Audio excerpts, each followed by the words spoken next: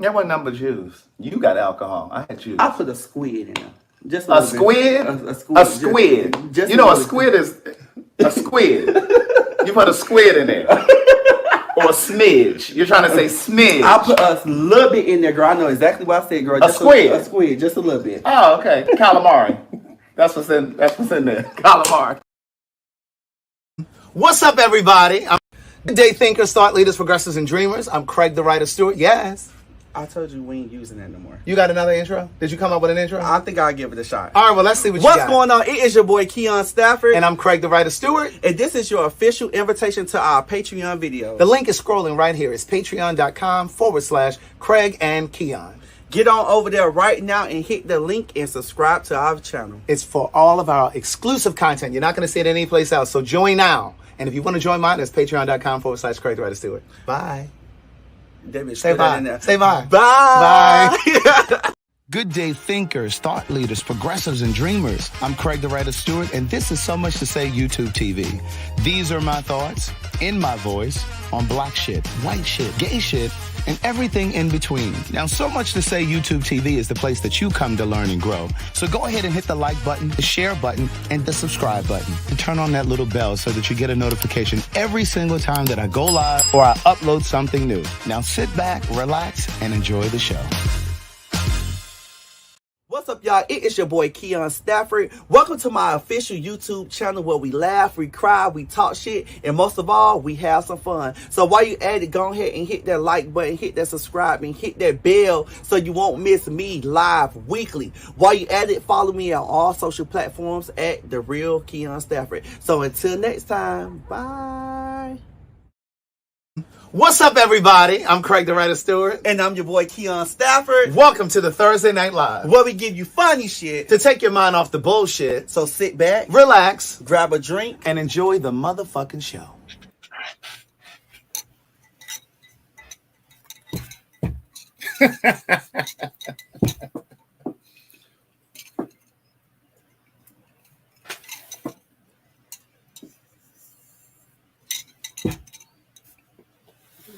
Girl, I'm just trying to figure out why you put your shades on. These are my reporter glasses. We got a few news stories to report.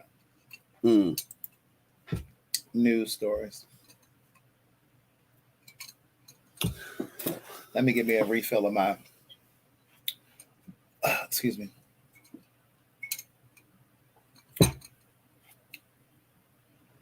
Let me get me a refresher on my cocktail before we get into this.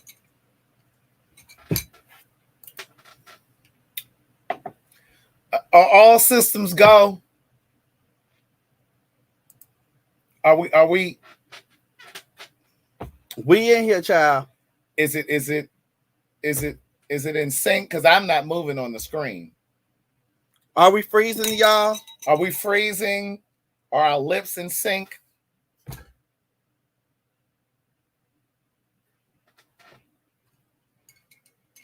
Hey, y'all! Is it in sync? It's in sync. No, they said it's freezing. They said it's lagging. Somebody said doing a little 1-2. It's doing a little. It's a little wonky. Somebody said my page is good. Somebody said you're not freezing. Oh, that was Monquetta. Some people say it's freezing. Some people say not. Somebody say it's in sync now. They said it's delayed. Okay, listen. What's up, everybody? I'm Craig, the writer Stewart. And I'm your boy, Keon Stafford. Welcome to the final Thursday Night Live, where we give you funny shit to take your mind off the bullshit. So sit back, relax, grab a drink, and enjoy the motherfucking show. So, let me just say this first before we get started, before we get into this. Keon and I have already talked about this off camera, but I believe that every day that we're alive, we should learn and grow, right? Mm-hmm. And everything that I said stands true in terms of us not doing the Thursday Night Lives anymore. and my feelings are valid. And I believe people's feelings are valid. But I want to apologize publicly. I apologize to him already on FaceTime. What was that? Tuesday? Or Wednesday? Tuesday. We talked Tuesday and Wednesday. Right. So I apologize Tuesday. And I apologize to Keon because he saw the live. When he came into the live, I was already on my rocket ship going up. I was like this. Woo! I said, excuse me, girl, wait. And so we had already had the conversation. I had already told him the day before, listen, I'm really at the point where I don't want to do the Thursday Night Lives anymore. But when I was having the conversation with you guys on, was it Tuesday? I guess Tuesday. And I was making my mango black bean salad, and y'all got in the comments talking about, well, what's going on with the Thursday? And I just kind of went off. So he saw that and he heard that. And so I apologized to him publicly, but because I said it publicly, I apologized to him privately, but because I said it publicly, I'm big enough and man enough and grown enough and adult enough to apologize publicly. Well, and I wanted to apologize. I know you accepted my apology, but I wanted to apologize to you because it is never my intention to hurt your feelings. Right. I love you. You are my friend. Girl, make me cry this live. I know. And so when we were talking on the FaceTime that day, he said, I don't really want to cry. He started tearing up. And I said, Keon, I don't want to hurt your feelings. I don't want to hurt your feelings. And it is not my intention to hurt your feelings. And so I apologize for hurting your feelings. Girl, you got my eyes watering now. Right. Not if I hurt your feelings, because I saw that his feelings were hurt. And not because his feelings weren't hurt because we decided that we're not going to do the lives on Thursday anymore, but because of how I was saying it when I was talking to you guys. And so I want to apologize. And it's not my intention to hurt your feelings. I love you. You are my friend. And I definitely wanted to let you know that I never want to see you hurt. And I never want to intentionally hurt you. So I apologize for hurting your feelings. Not if I hurt your feelings, but for hurting your feelings. So I wanted to say that to you guys. Yes, I thank you. Because in front of you guys. Yeah, because we definitely had a conversation or whatever. So like I explained to Craig, when I came in, it was like the first thing I heard was Keon full of shit. Because I just pop in on the live. When he came into the live, that was the first thing that's the first thing I heard. So I was like, whoa, hold on. So that's why I come in and I told him, I said, you know what, I went back.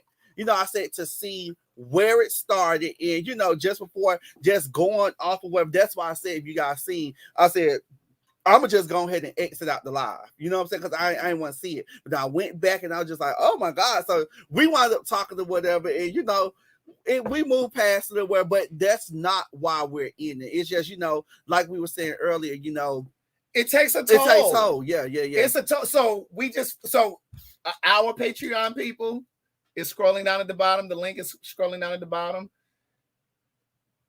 We just did I don't know, I guess about an hour or so long. Yeah, Patreon. But we did one Tuesday too. We did one Tuesday. And so those of you that are on our Patreon, you already heard part of this anyway. But we just did, because I got over here probably 7:30 today. So we started filming Patreon from that point. So you guys will get Patreon tonight, and we're going to make a concerted effort to give you guys Patreon on a consistent basis. Right. The thing though is we are not ending the live because we no longer want to do it, because it just takes a lot of work. Yeah. And like I was just saying on our Patreon that you guys are going to see tonight when we upload it, StreamYard is $50 a month. I pay for my StreamYard and he pays for his StreamYard. That's $600 a year. So when I say there's overhead.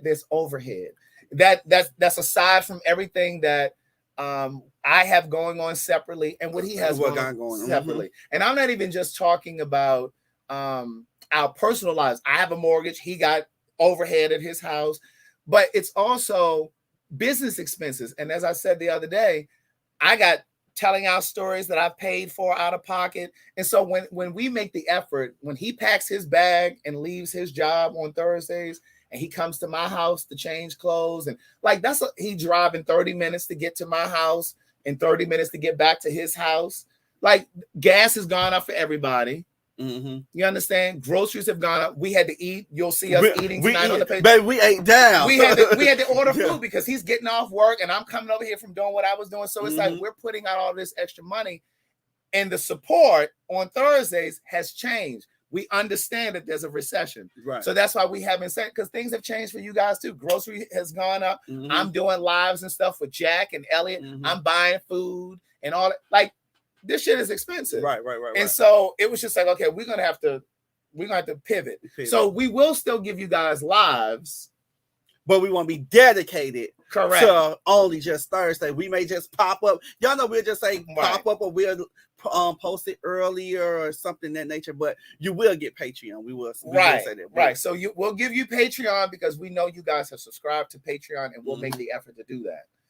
But as far as these lives go, it's just like we'll just have to do it when we're able to do it. And because it just takes, it's a lot of work. You know what I'm saying? And it's expensive.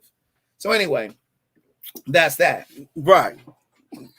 That's that. So we want to clear the air. We want to talk, and, get things. Because, baby, we see the comments, some of y'all agree with Craig. Some of y'all agree with me. Some of y'all was in the middle. Some of y'all, we understand that. We know we get on the internet, and there's people who are in the limelight or on the internet. Sometimes you'll think, y'all don't know what we talk about outside of this live. You get what I'm saying? So everything, all is well. So y'all put y'all guns down. All is well. All is well. Okay. And the thing too is, we do love doing the lives. It's not that we don't like doing it. It's just, as I just said, and we're never gonna fall out. Just like Madison has said before about me and her. We're never going to fall out about this. Yeah. No, that's not going to happen. So it doesn't matter whose side you. it doesn't matter whose side you on. We're going to be okay. Bitch. You can say it like that. No, but we get it. So let me say this. We get it because, like you say, I'm glad that you guys hold us accountable. Because sometimes I'll say some shit, or sometimes Craig can say some shit, and we see y'all comments, y'all be like, well, they ain't have to say it like this, or they ain't have to say it like that, or Keon may have owed him. Because I see some of y'all comments, or Craig may have owed him this, or baby, y'all probably jumped in Craig DM. Some of y'all that jumped in mine. I just left it alone. Me and Craig talk. I ain't responded. We just kept it moving. Right. So, but yeah. So anyway, so that's that. Yeah. So anyway, what's been going on, bitch? My life has been kind of boring lately. Your life have or has? It has been kind of boring. I'm still gonna check you for your. Oh, bitch. Whatever. He about bad as them restaurant reviews. But go ahead. So it's been kind of boring. I really haven't been doing that. Really just been coming home. It's been a change in the workplace. So I really just with been your boss. Yeah, with the bosses and stuff like that. So no, really, I just be drained. Coming home, going to sleep. I may get on the phone and bake a little cake for a minute, and then bake a little cake. Yeah, let me just talk on the phone and gossip a little bit. Caking. Oh, so you say caking, and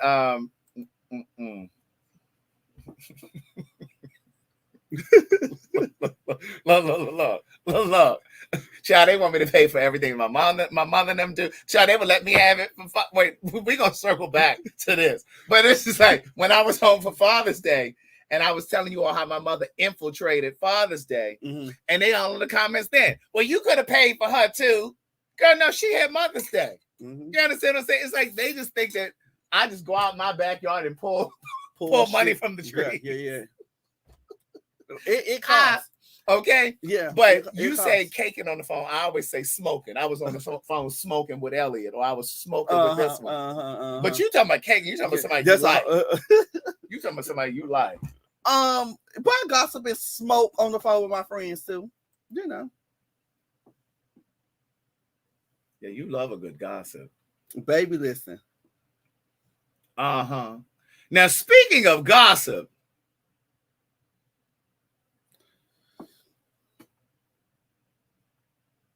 y'all ready for this gossip? Because, girl, they said they was over there cheating somewhere. Let me get over here into this. Hey, Hollywood Jen. And let me tell you something.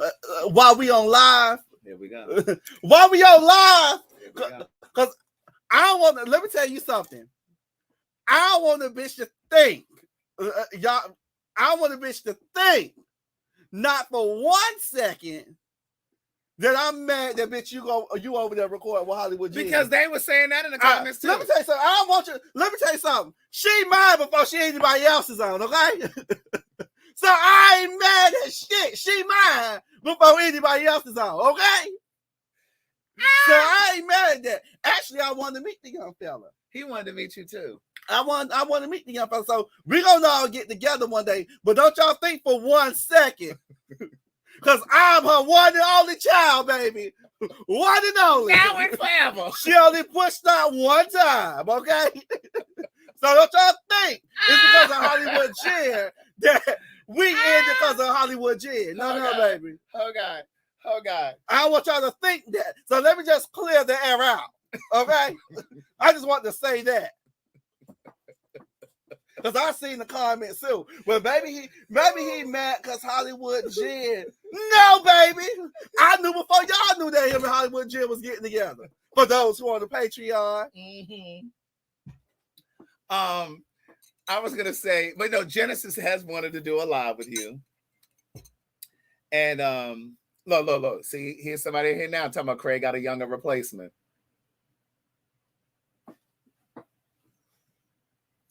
No. This why for a long time I didn't read the comments. And I really don't read the comments either. But I did see, you just go be nosy. And I did see that. But I just wanted to clear the motherfucker out and address that. Because that ain't the problem. Right. But the thing is, it's like it was never that. Mm-hmm. I mean, I've shared this with them before. He was at the show. He came to the Queen Supreme Court just like you came to the Queen Supreme Court. Right. And that was it. And then he messaged me and was like, hey, have you ever thought about doing skits? I want to do a skit. And I said, okay, cool. That was it. But everybody, there's enough of me for everybody. There's enough of me for everybody. Oh my God. Let's see. Tasha said, Craig, I would love your input. I've been wanting to start my book and I admire you so much. Let's book a one-on-one. Email me through my website, booktherwriter@gmail.com. Let's do a one-on-one and we can talk and I can kind of walk you through it. Or you can sign up for my Patreon, but sign up for the tier that's for aspiring writers. I put everything that I know on that tier. And it talks about copywriting, how to set up your outline, how to find somebody to do your cover for your book, your editor, all that kind of stuff. Mm-hmm. But we were about to get into the first story. Yeah, because I wanted to get into this cheating ass, lying ass, scamming ass. Do y'all recognize that nigga right there? They said that's that woman who do that gospel album that ain't sell that many copies over there and that took her sister money. They say that's her husband. That's that lady who said she's in an open marriage. But she put out a gospel album. What's her name again? They said something Scott or some shit like that. Wasn't she in that group from the 90s? And as Kai would say, every man wants one. Yeah. What Latosha, something like that. That's it, Latasha. That's her husband. So yeah, so they were saying that he was out on the town. That's Rocky. Not the Rocky that's in my second book. That's her Rocky. Rocky getting some rocks off. But see, I had jumped down in the comments because I first saw this story over there on Funky Dineva's page. Mm-hmm. And I went down in the comments and I said, well, why y'all acting so shocked and appalled? That lady had already told y'all that they had an open marriage. Open. That lady had already told y'all that she knew everything and that there were no secrets. And they had an open marriage. And she announced that on the cusp of her still her sister. Well, she did that after, but she announced that when they were about to put out this gospel album. So now I don't understand why she would talk about being in an open marriage and she about to put out a gospel album. Now, please be clear. There are plenty of gospel artists that are infidels They're in open marriages. They are homosexuals. I was supposed to say in the closet. But they're not going to announce it like she did. And then she circled back and said, well, no, I didn't mean we had an open marriage like that. I just meant we had open communication. See, this is why I say communication. 1 + 1 = 2. Right. See, this is why I say communication is our partner, clarity is our friend. See, she thought we were all fools. She thought we had missed that. Right, like Candy say, the lies. Right. So she thought that we were going to be like, oh, that's what she meant. No, girl. We heard you. And we picked up what you put down. The first time. The very first one. But that's her husband. You see him over there in that hotel. Now, I don't know who that was shooting that video, because there was a video that was floating around. All I saw was the floor. So my other comment on Funky Dineva's page was, well, who was that who was filming? Because the cameraman did a horrible job. I would have walked up. Ain't you Latasha's husband? You know, we can get messy. Yeah, they were in Vegas. Mm-hmm. He probably was taking her to the Usher show. Where he can take his wife at, because she over there singing. But you know what? When I watched that reality show, I ain't never really see no kind of affection between this. Mm-hmm. Between them. Mm-hmm. I've never seen any type of affection between them. Right. Between them. Like, they've hugged, but I've never seen them kiss. It's never felt really genuine or looked genuine to me. So to me, it just kind of looks like it was an arrangement. Right. And you know, they can say what they want to say about Tiny and T.I. And that's another arrangement. I think they truly love each other crazy. I'm not saying they don't. And I don't think So you think I'm not frozen, I'm just paused. You think Todd and Candy arrangement too? I don't really know the intricacies of that. Now, what I do think is that they may they swing around. They might do a little some of that. Do you think he get paid? And then I didn't say all of that. See, I just asked you a question, Craig. I don't know. But what worked for somebody matches what worked for their marriage. But what I do think is T.I. and Tiny. Oh, they get down with the getting down. She's agreed to just overlook a lot of shit. But you know what I'm starting to believe, as you know, as I see more in life and the world and stuff like that, I really do think that a lot of relationships that straight, gay, whatever, I think a lot of relationships that have sustained for decades, mm-hmm. a lot of times what I'm really learning is in order to get to 10 years, 15 years, 20 years, 25 years, you really have to be willing to go through the ups and downs, Craig. You got to. And you got to be really willing to accept your partner, their flaws, their mistakes, the things that weren't mistakes that they did, the things that they did that were intentional, that you have to forgive.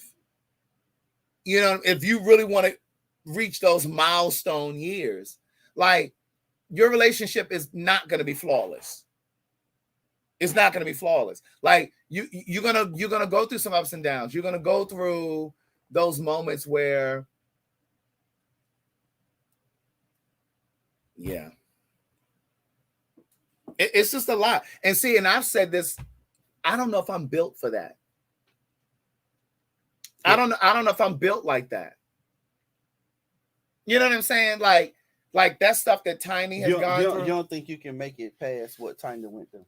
Yeah, like if a person has cheated on me multiple times and, you know, you didn't got hurt and you crying and you separate for 3 months or 6 months or a year or whatever it is, then y'all circle back and y'all get back together. Then a couple more good years happen. And then the motherfucker cheat again. And then, like, you're not going to yo-yo me. Look.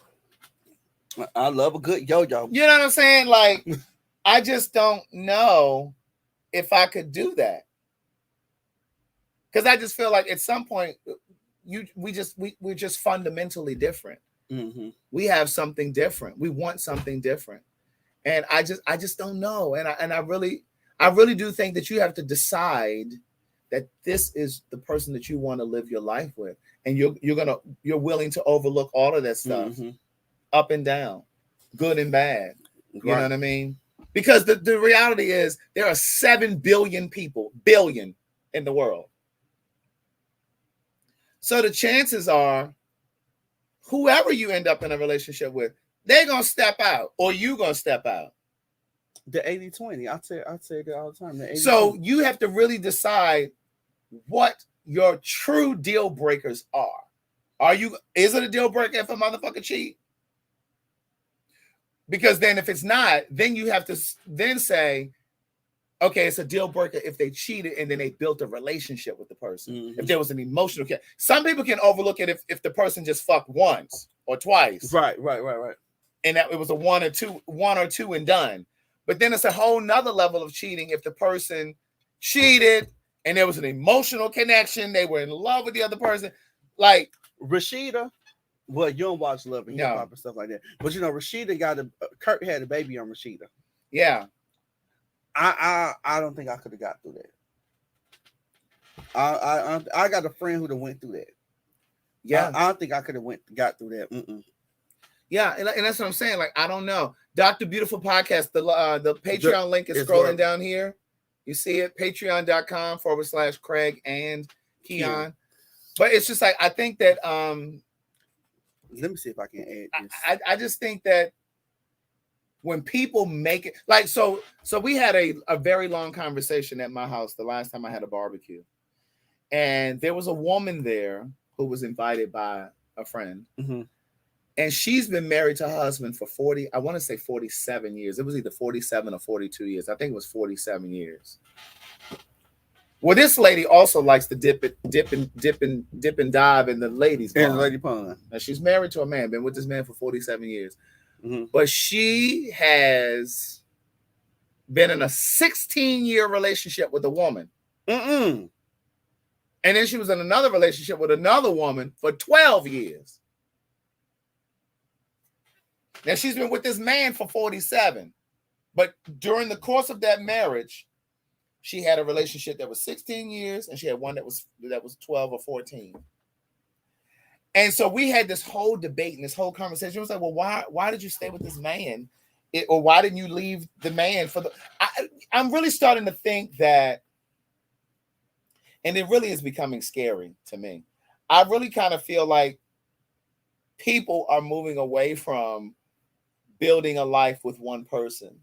I think people are becoming more vocal and more open about wanting to have multiple partners. It's becoming there's this whole conversation that happens out in the zeitgeist where it's like,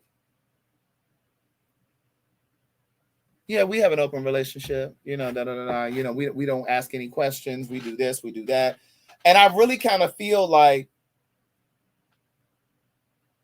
there's this narrative now, well, it's not natural to be monogamous. And it's not that. And I will say this. I do think that for some people, monogamy is natural. Yeah. It comes natural to them. Natural, yeah. It doesn't take a lot of effort for you to just be one person. I'm not a person that wants to date 4 and 5 people at a time. No, it was a time that I would try to, but bitch, I got too old. Now I can't do all that. Now. If it ain't nothing close and tight, yeah, I can kind of float around with a couple different people, but I don't really like that. Like at some point, I gotta hone in on one. I gotta hone in on one because I don't want to be trying to juxtapose and juggle. And that's more money, shit. It's more money, and then there's too much disease and shit out here, and it's just too much going on, right? But I feel like more people are open to the idea of having a side piece or having multiple relationships going on concurrently. I think too, you know what, Craig? I think nowadays it's more of the adrenaline, the rush, the get it. You know what I'm saying? Yeah. And I say all the time, I always use this 80-20 rule. Y'all always hear me say 80-20. But baby, that motherfucking 20% is powerful. It's what you're missing. Are you missing something, or are you just being greedy?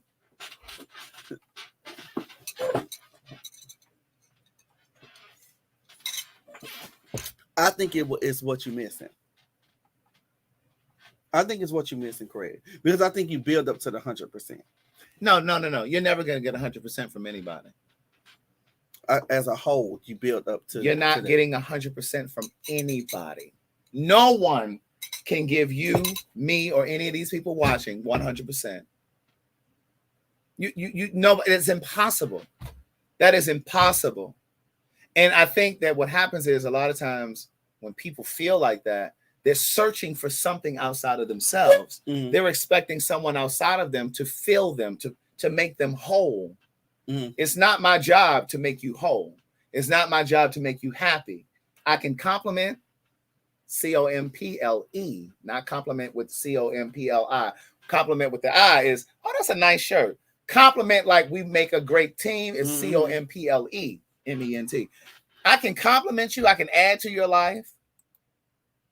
But I can't make you whole. I cannot do that. And it's unfair for you to expect that from me. Mm-hmm. It's unfair. And I know a lot of times people in relationships will try to be everything to their partner, but you can't. You'll run yourself ragged trying to do that. Or you'll do it for a period of time, maybe in the beginning of the relationship. You'll try to get it done, and you'll try to, you opening up doors, and, and all of that is fine.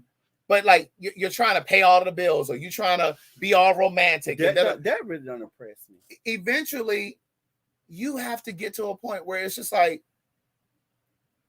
you have to settle into the relationship, and like that stuff has to come to you because it's second nature. Mm-hmm. Second nature. Mm-hmm. Mm-hmm. Like if I'm going to open the door for you and stuff, I need to be opening the door because they come second nature to me. Right. Don't do it just because I'm trying to impress you. Because then you're trying to hold up and keep that up 10, 15 years into the marriage.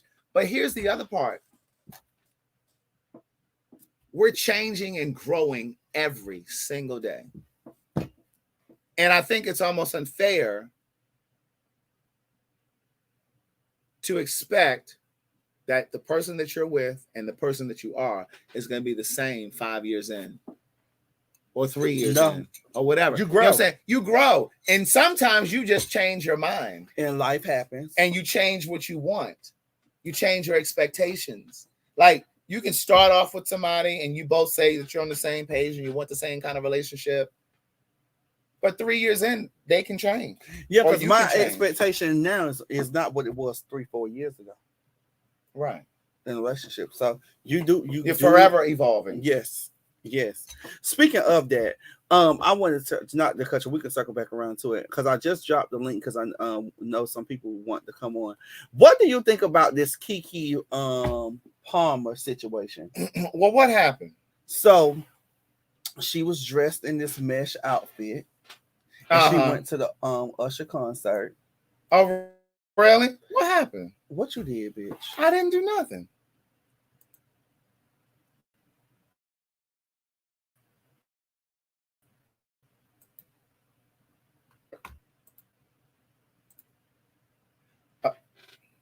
I was trying to put that comment up. Which one? I don't see it now. Yeah, but anyways, with Kiki, she went dressed up in a mesh outfit, to the Usher concert. To the Usher concert, somebody recorded her and everything. And her baby dad got on there and was just like, "You're a mother, and like, why you dressed like that, etc., etc." Me personally, I really didn't. We don't have a picture of it. Yeah, I can pull up the video. Go ahead. You personally what? I personally didn't think that it was something wrong with what she had on. Well, let me see.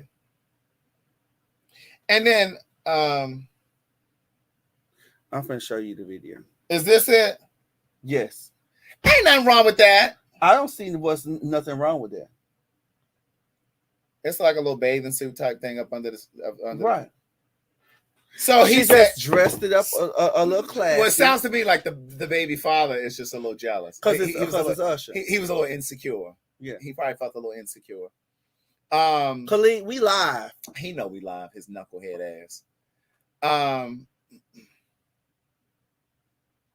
Somebody said, yet he has pictures of himself in boxers and stuff. See, that is the thing that will crumble a relationship. Insecurities. and I talk about that in Book of Jewels.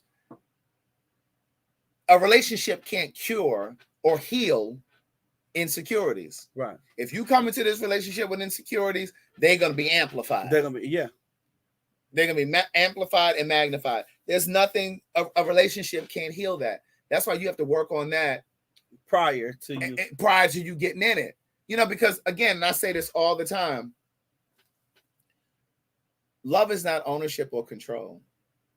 And when you start trying to dictate what a person wears, now granted, you know, I wouldn't want to be with somebody who's walking outside half naked. You know what I'm saying? But what I'm saying is, if it's just a thing where you are insecure about whatever they wear, if they wear something that's form-fitting or just whatever, you know, because again, and I've said this so many times, and Robert, that comment that I just put up, said something similar. The qualities that often draw people to you are often the same qualities that make them insecure once they're in the relationship with you. So if a person is drawn to you because you got a beautiful body, because you're intelligent, you're well-traveled, you're successful in your career, you have great looks, whatever. Those are the same thing. You're very popular. People love you and you know want to cling to you and be around you. Yeah, you know, you're like, you're this gregarious person. Those are oftentimes the same things that make them very insecure when they're with you.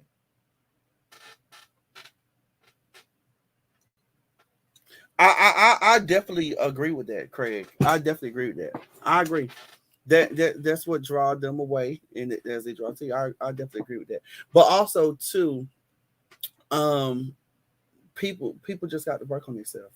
Oh well, apparently he said it on Twitter. Okay. But somebody commented and said, he took a picture, but he had his legs open like this. And somebody said, "Hey, you got your legs open, close your legs," because how he had it, like he had the shorts on and stuff like that. You can see his body and stuff like that. So, I think I don't know why everybody since it seemed like for some reason since Kiki had her baby, everybody just be after her now. Like every little thing she do, people was like constantly at her. They at her. Yes, she enjoying her life. You gotta think about she is still young as well. Right. You get what I'm saying? Where's her Instagram page? She had a baby. I think she deleted her Instagram account. She deleted her Instagram? Because I was following her. Oh, she must have put it on freeze. Where's her? Deleted his social media. Oh, he deleted his too? I was just looking for her and I don't see her. I said, oh, she on here. Is that her? Yeah. Oh, it's just Kiki. Yeah. Oh, here it is. She on there. So I wanted to get over to his page. He deleted it. Because he had commented under. But he deleted his page, Craig. No, there it is. That's him. Right. Ciara did the same thing. They bashed Ciara about what she had on. At the Usher show? Oh, no, it wasn't Usher show. It was some show. But they ate her up. But she was real. She was really thinking. But I'm gonna tell you something. When a person is really insecure like that in your relationship, a lot of times they don't trust you because they don't trust themselves. They monitoring what you're wearing. They monitoring what's going on in your phone. And it's like, well, what's in your phone? What's in yours? What you doing when I'm not around? You know what I'm saying? When people do that. Yeah, but you know what, Craig? A lot of times too, we really ignore the signs from the beginning. Yeah, we projection. That's what it is. We ignore the signs from the beginning. Oh, he won't do that to me because he did that to her, or because he did that to him, or she did that to him, but she won't do that to me. Yeah. I don't know. I think I'm kind of in a space where I'm, and I hate to say this, but I really kind of feel like I just don't know if I ever want to really be in a relationship again. I'll tell you all the time, that's that hurt you talking like that. I don't know. That's the hurt you talking like that. You started talking like that before, but that's the hurt you talk like that. But you know what? I read something earlier. Don't lose your train of thought. I read something earlier saying when you naturally want to love somebody, or you naturally is a relationship oriented person, sometimes you keep going. You don't, you be hurt at the beginning, or you work through different things, but you actually stick it out. Like you try to love again. Because I say the same thing. I don't think I'm gonna find somebody else, or I'm gonna talk to somebody else. You know what I'm saying? But when you're a natural person who craves that love, you go for it. And I understand what you're saying, because like I was saying a few moments ago, I am a relationship oriented person, Mm-hmm. and I am a person that is wired to be monogamous. That doesn't mean I couldn't cheat, but I'm wired to be monogamous, Mm-hmm. right? Like Mm-hmm. it's not my natural instinct or inclination to try to get over on somebody that don't, because I don't like deception. And I really feel like, you know what I really want to say? And I don't know if I'm going to write this somewhere or what, but this has been brewing and bubbling in my mind for a little while now. Mm. Excuse me. Thank you, Genesis. Thank you. Yeah, damn. Thank you, Jen. I kind of feel like we don't really spend enough time thinking about the mental health of the person we're in a relationship with when we do fuck shit. Like when you cheating on your partner, are you really thinking about the mental capacity, their mental capacity? Are you really thinking about how that could really break them in an emotional way? I say that because I've shared this story before. I have a cousin. She's now deceased. She died of breast cancer a couple years ago. Mm. But I write about this in my first book. My cousin Lisa, her first relationship was with a guy that she was really in love with. This was her first. Like, she was a virgin when she met him. Like, this was her first true love. Uh-huh. And so she learned later that he was cheating and this, that, and that. He was dating this other girl and da-da-da. Mm-hmm. I personally believe that my cousin ended up getting pregnant and having the baby because she thought that was going to be something that was going to keep the relationship. Mm-hmm. And it didn't matter, right? He continued on with his life and they never got back together. My cousin, subsequent to that, had a nervous breakdown. Mm. Again, I tell this full story in my first book. A lot of times you guys think that my first two books are just about me being gay. No, it's a lot of layers in there. And so she ended up having this nervous breakdown. And I remember at the time, I was young. I was preteen. I probably was 12, something like that, maybe going into 13. And my cousins, who were all older, they all felt like she only had this breakdown because of this relationship. The relationship, right. That's what caused her to snap. Mm-hmm. And as I was writing Words Never Spoken, my first book, I was an adult by then. And I was reevaluating and thinking about all of that stuff that I heard growing up. I don't think that it was just that. That may have been a great part of it, a big part of it, substantial part of it. But she was working full time. She was a full-time student at Coppin State. And she was, she had the bill, the college bill, and you know what I'm saying? And then she had this relationship, then she was pregnant. I think it was all of those things that worked together that caused this breakdown. Mm-hmm. But like my cousins, a lot of them stopped talking to him, the guy, and they were all really close at one time. But they stopped talking to him because they felt like he was the reason. He was the reason. All that to say, I do think that there are instances where you can do some fuck shit and you could really break a person's spirit. You could really break a person's soul. You know what I'm saying? And I don't think that we think about that. I think for some, it feels like, oh, it's fun and game. Oh, it's cute. Oh, we're just going to do this. We're just going to be hanging out. Oh, he'll never find out. Or she'll never find out. But I just think that when you really care about a person and you really love a person, there's certain things that you want to protect them from. Mm-hmm. And if you know you don't have the capacity to give that person the relationship that you know they want, then let them go. Say to them, you know what? I really, really love you. And because it would hurt them less if you walked away than for them to find out that you've been deceiving them for years at a time. They can respect you. They can respect you. And I just don't think that we think about that. And, and I've been saying this for years. And, in Book of Jewels, the dedication, in the dedication of Book of Jewels, I say, this is my love letter to Black people. Mm. I say that I think that we need to learn to be sweeter and kinder to each other, not just in business, but in our personal lives and friendships and relationships. And I just think that I wouldn't want to hurt another Black person in that way just because I'm on some old fuck shit.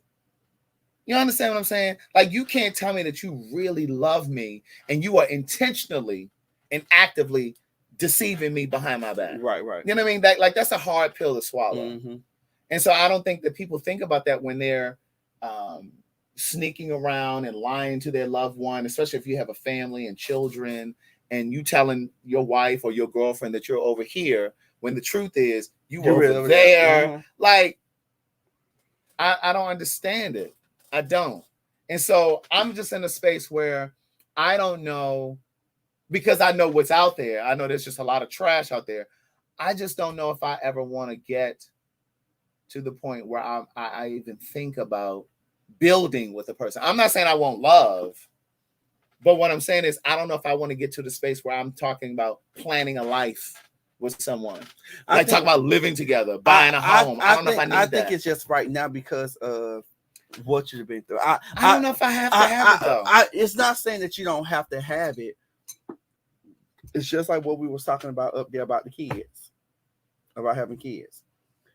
I think just because of where you at right now, it's not like you're yearning for it. You know what I'm saying? I think, but it will come. You may not see it now, but I think because I do know you want to be in a relationship. I do know you want to love somebody. I do know you want the white picket fix, et cetera, et cetera. I know that. So right now, you're still doing the healing and your self-work as well. I think it's going to come.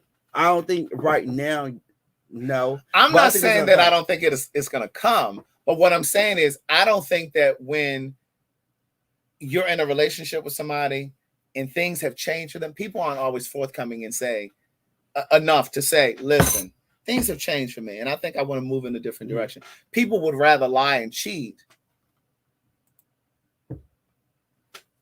You know what I'm saying? And I'm not just talking about me. I'm just saying in general, when I look at the landscape of relationships, like I'm looking at people and I'm just... Somebody gonna quote you. So remember, relationships are the place that we go to learn and grow. You know, relationships are the place that we learn and grow. I believe that. But it's just like, I just feel like people a lot of times bring their trauma into relationships. And they do what feels good for the moment. I think we all come in relationships with trauma. Right? Yeah. I think it's about being open. And that's what I'm saying. I don't think that because a lot of people don't be open to seeing, hey, I experienced this or I experienced that, and this is what triggers me to maybe think like this or to react like this. You get what I'm saying? Not everybody. A lot of people are embarrassed or ashamed to talk about their trauma or what they've been through. Right. So I'm learning. But what I believe too is, and I believe this for a very long time, this isn't anything recent. I believe that we're living in a time where people generally, gay, straight, bi, whatever, I think people are genuinely afraid of being emotionally naked. I believe that I think that's written in Book of Jewels. I wrote Book of Jewels when? You know what I'm saying? I wrote that years ago. I agree with you, Alicia. You don't have to be married to be in a long-term relationship. I know somebody been together 20-something years and they're not married yet. And that's what I'm saying. What I'm saying is, I don't know if I have to be living with the person. You know what I'm saying? Yeah, we may have a commitment, but you live in your house, I'm going to live in my house. Yeah. You know what I'm saying? And I'm just gonna take it all with a grain of salt. I'm sorry, Craig. I don't think I can do the separate houses. No, but you know, I don't know if I want to do that. At first, you know, we can be in separate houses, but at some point, we got to be in the same house. I want us to be under one roof. I personally just don't believe in that. If we in separate houses, shit. Do you know what I'm saying? Mm-hmm. And somebody said too, you got to be vulnerable. And a lot of people don't like to be vulnerable. Everybody like to, and I think especially in our community, everybody want to be the tough one. You know what I'm saying? Well, that's a whole nother layer of conversation. Yeah. And when it comes to black men, and I've said this so many times before, black men that are straight, that are gay, that are bisexual, whatever, black men in general have been raised in single female-run households. So most black men don't have a demonstration of what it looks like to be in a right. They don't have a demonstration. They haven't witnessed what a partnership looks like. Right. Because most were raised by their mother, a auntie, a grandmother. A grandmother. My fundamental years, I had my parents. Me too. Now that I'm sitting here thinking, and I've never thought about this before. I've said that before, but I've never thought about this before. I think I've only been in one relationship with one person whose parents were together through their fundamental years. Every other person that I've dated, they had a single mother. And so it's like, and I think it shows differently. You know what, Craig? It plays out differently. None that you just said that. And that one person that I was in that relationship with was that motherfucker that I just told you about the other week. I saw at the gym and I didn't speak to him. But that was the healthiest partner that I've ever had. Like, he was always trying to work things out and try to partner and figure things out. He was always trying to come to Jesus. Every other guy that I've ever dated, they had a single mother who was bitter or single or didn't have no consistent man in her life. So they didn't have a demonstration of what a relationship looked like. Yeah. And they didn't fight as hard as I did. Yeah. That's a difference. That's interesting that you said that. Now, what were you going to say? You were going to say that about your... Yeah.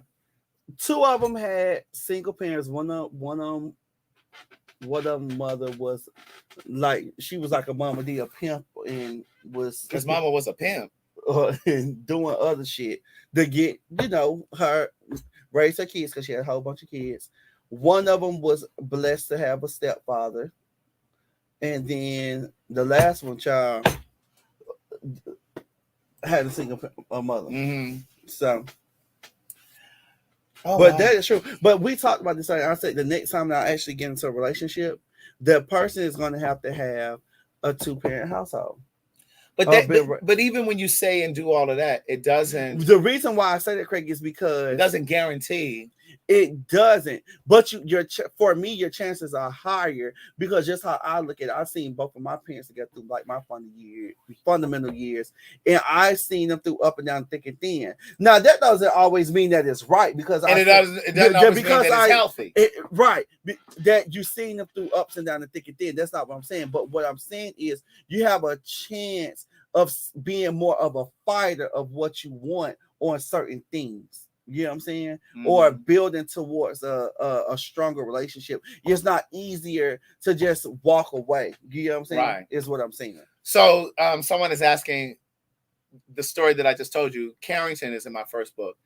That's the person that I said I was in a relationship with who grew up under a 2-parent mm-hmm. household. Mm-hmm. So the breaking point in that relationship, and I say this in the book, I was emotionally immature. Mm-hmm. I think we spend a lot of time talking about how people have failed us or let us down in relationships, but we too have been other people's disappointment. Yeah.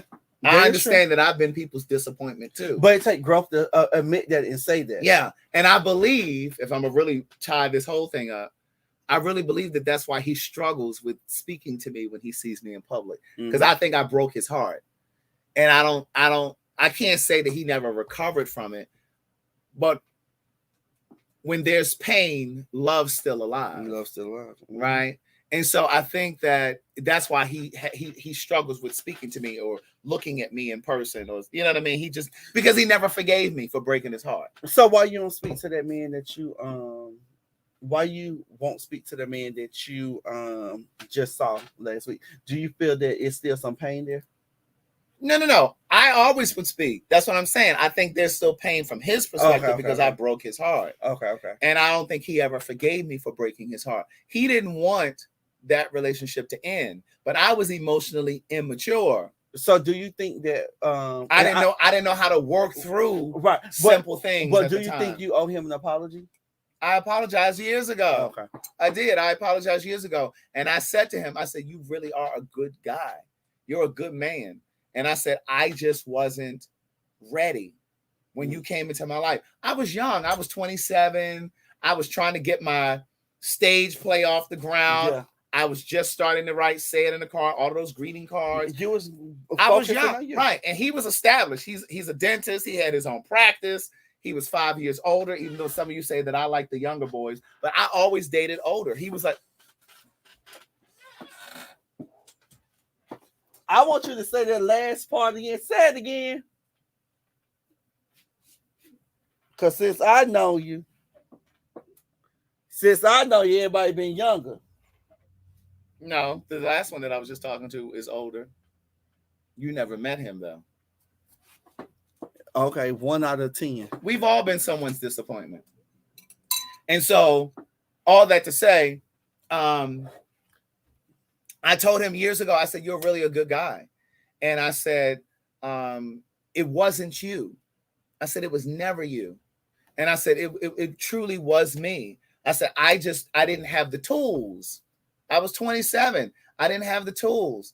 And I didn't know how to work through small stuff. Like when I think back to the stuff that used to cause me to be like, I don't think we should be together. Like it was so silly. Yeah.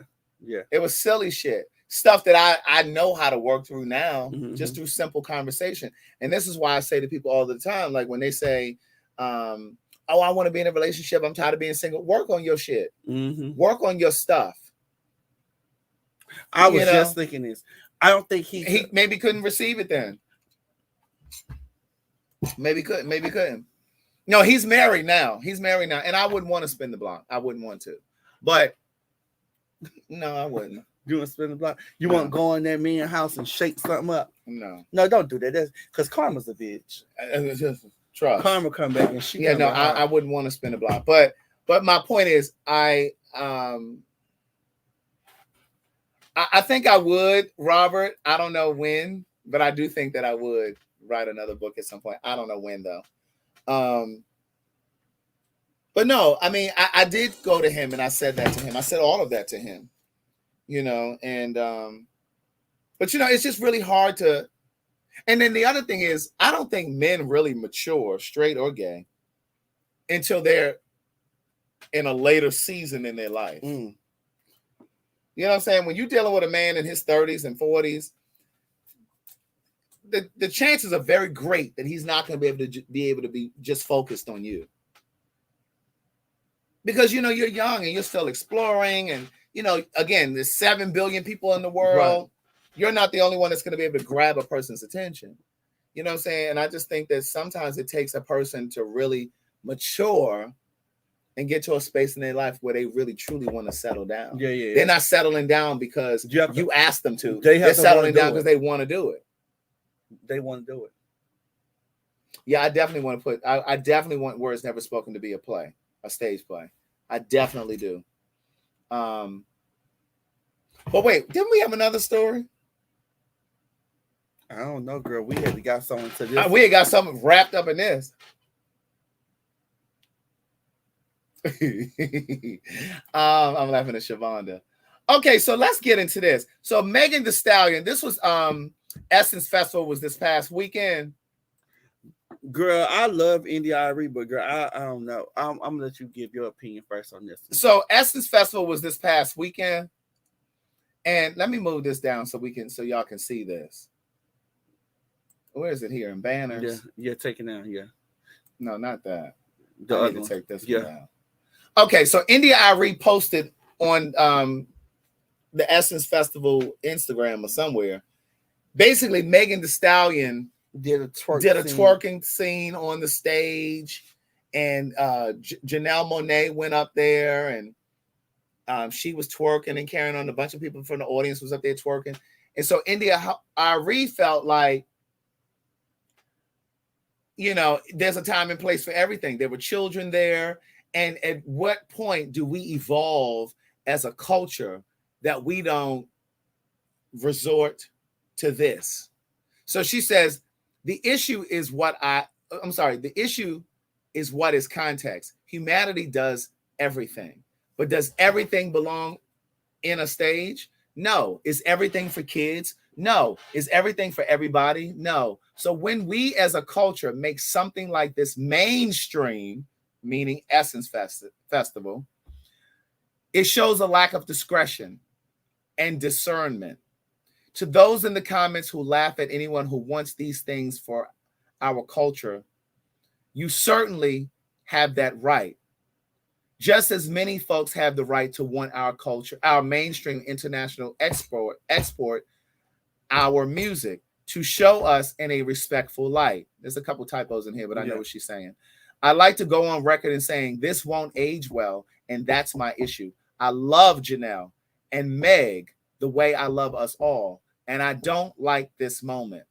Don't bother debating me, laughing out loud. I don't care, and I do this. For 25 years, I've done this. So read, ponder, or don't. Now, here's my thing. I feel like I understand what she's saying. And I understand what she's saying because in some instances, I feel this way when I say things about Black gay culture. Mm-hmm. I feel like sometimes Black queer people, in particular Black gay men, feel like I'm being so highbrow. Like if I criticize, like everybody's on, it feels like everybody's on OnlyFans, or it seems like everybody's going to these deviant parties, and like people that are single, people that are in relationships, they go into these deviant parties. And those of you who don't know what a deviant party is, it's just like these parties that are thrown in different cities, Atlanta, DC, New York, wherever. And it's a bunch of gay men that throw these parties, and they're dressed up in underwear. They're dressed up in underwear. They're in leather. They're in like sexual G-strings, like whatever. You know what I mean? It's like, so you feel there's something wrong with that? I didn't say it was something wrong with it. I asked you a question. I didn't say, that's what I'm saying. I didn't say there was something wrong with it. But what I'm saying is, at what point do we offer something other than sex and body? Is that all? I personally believe, and I've said this so many times, we are God's most gifted and talented people. But sometimes all we do is put out sex. Okay. See, like everybody, that is true. OnlyFans is the only way that y'all can make money. Okay. And then it's not even just, let me say this. It's not even just people that are on OnlyFans. Because people say, well, people got to make a living. What about y'all that's over there on Twitter giving it away for free? Well, they posted on everybody on Twitter. They posted on Twitter. Everybody on Twitter sucking dick, jacking off, fucking, getting fucked, eating ass. And like it's just too much. And like I tell you, it may be too much to some people, but you don't say nothing when you over there jacking off and nothing for free. Who? I'm just saying in general. If you do it, you do it. If you don't, you don't.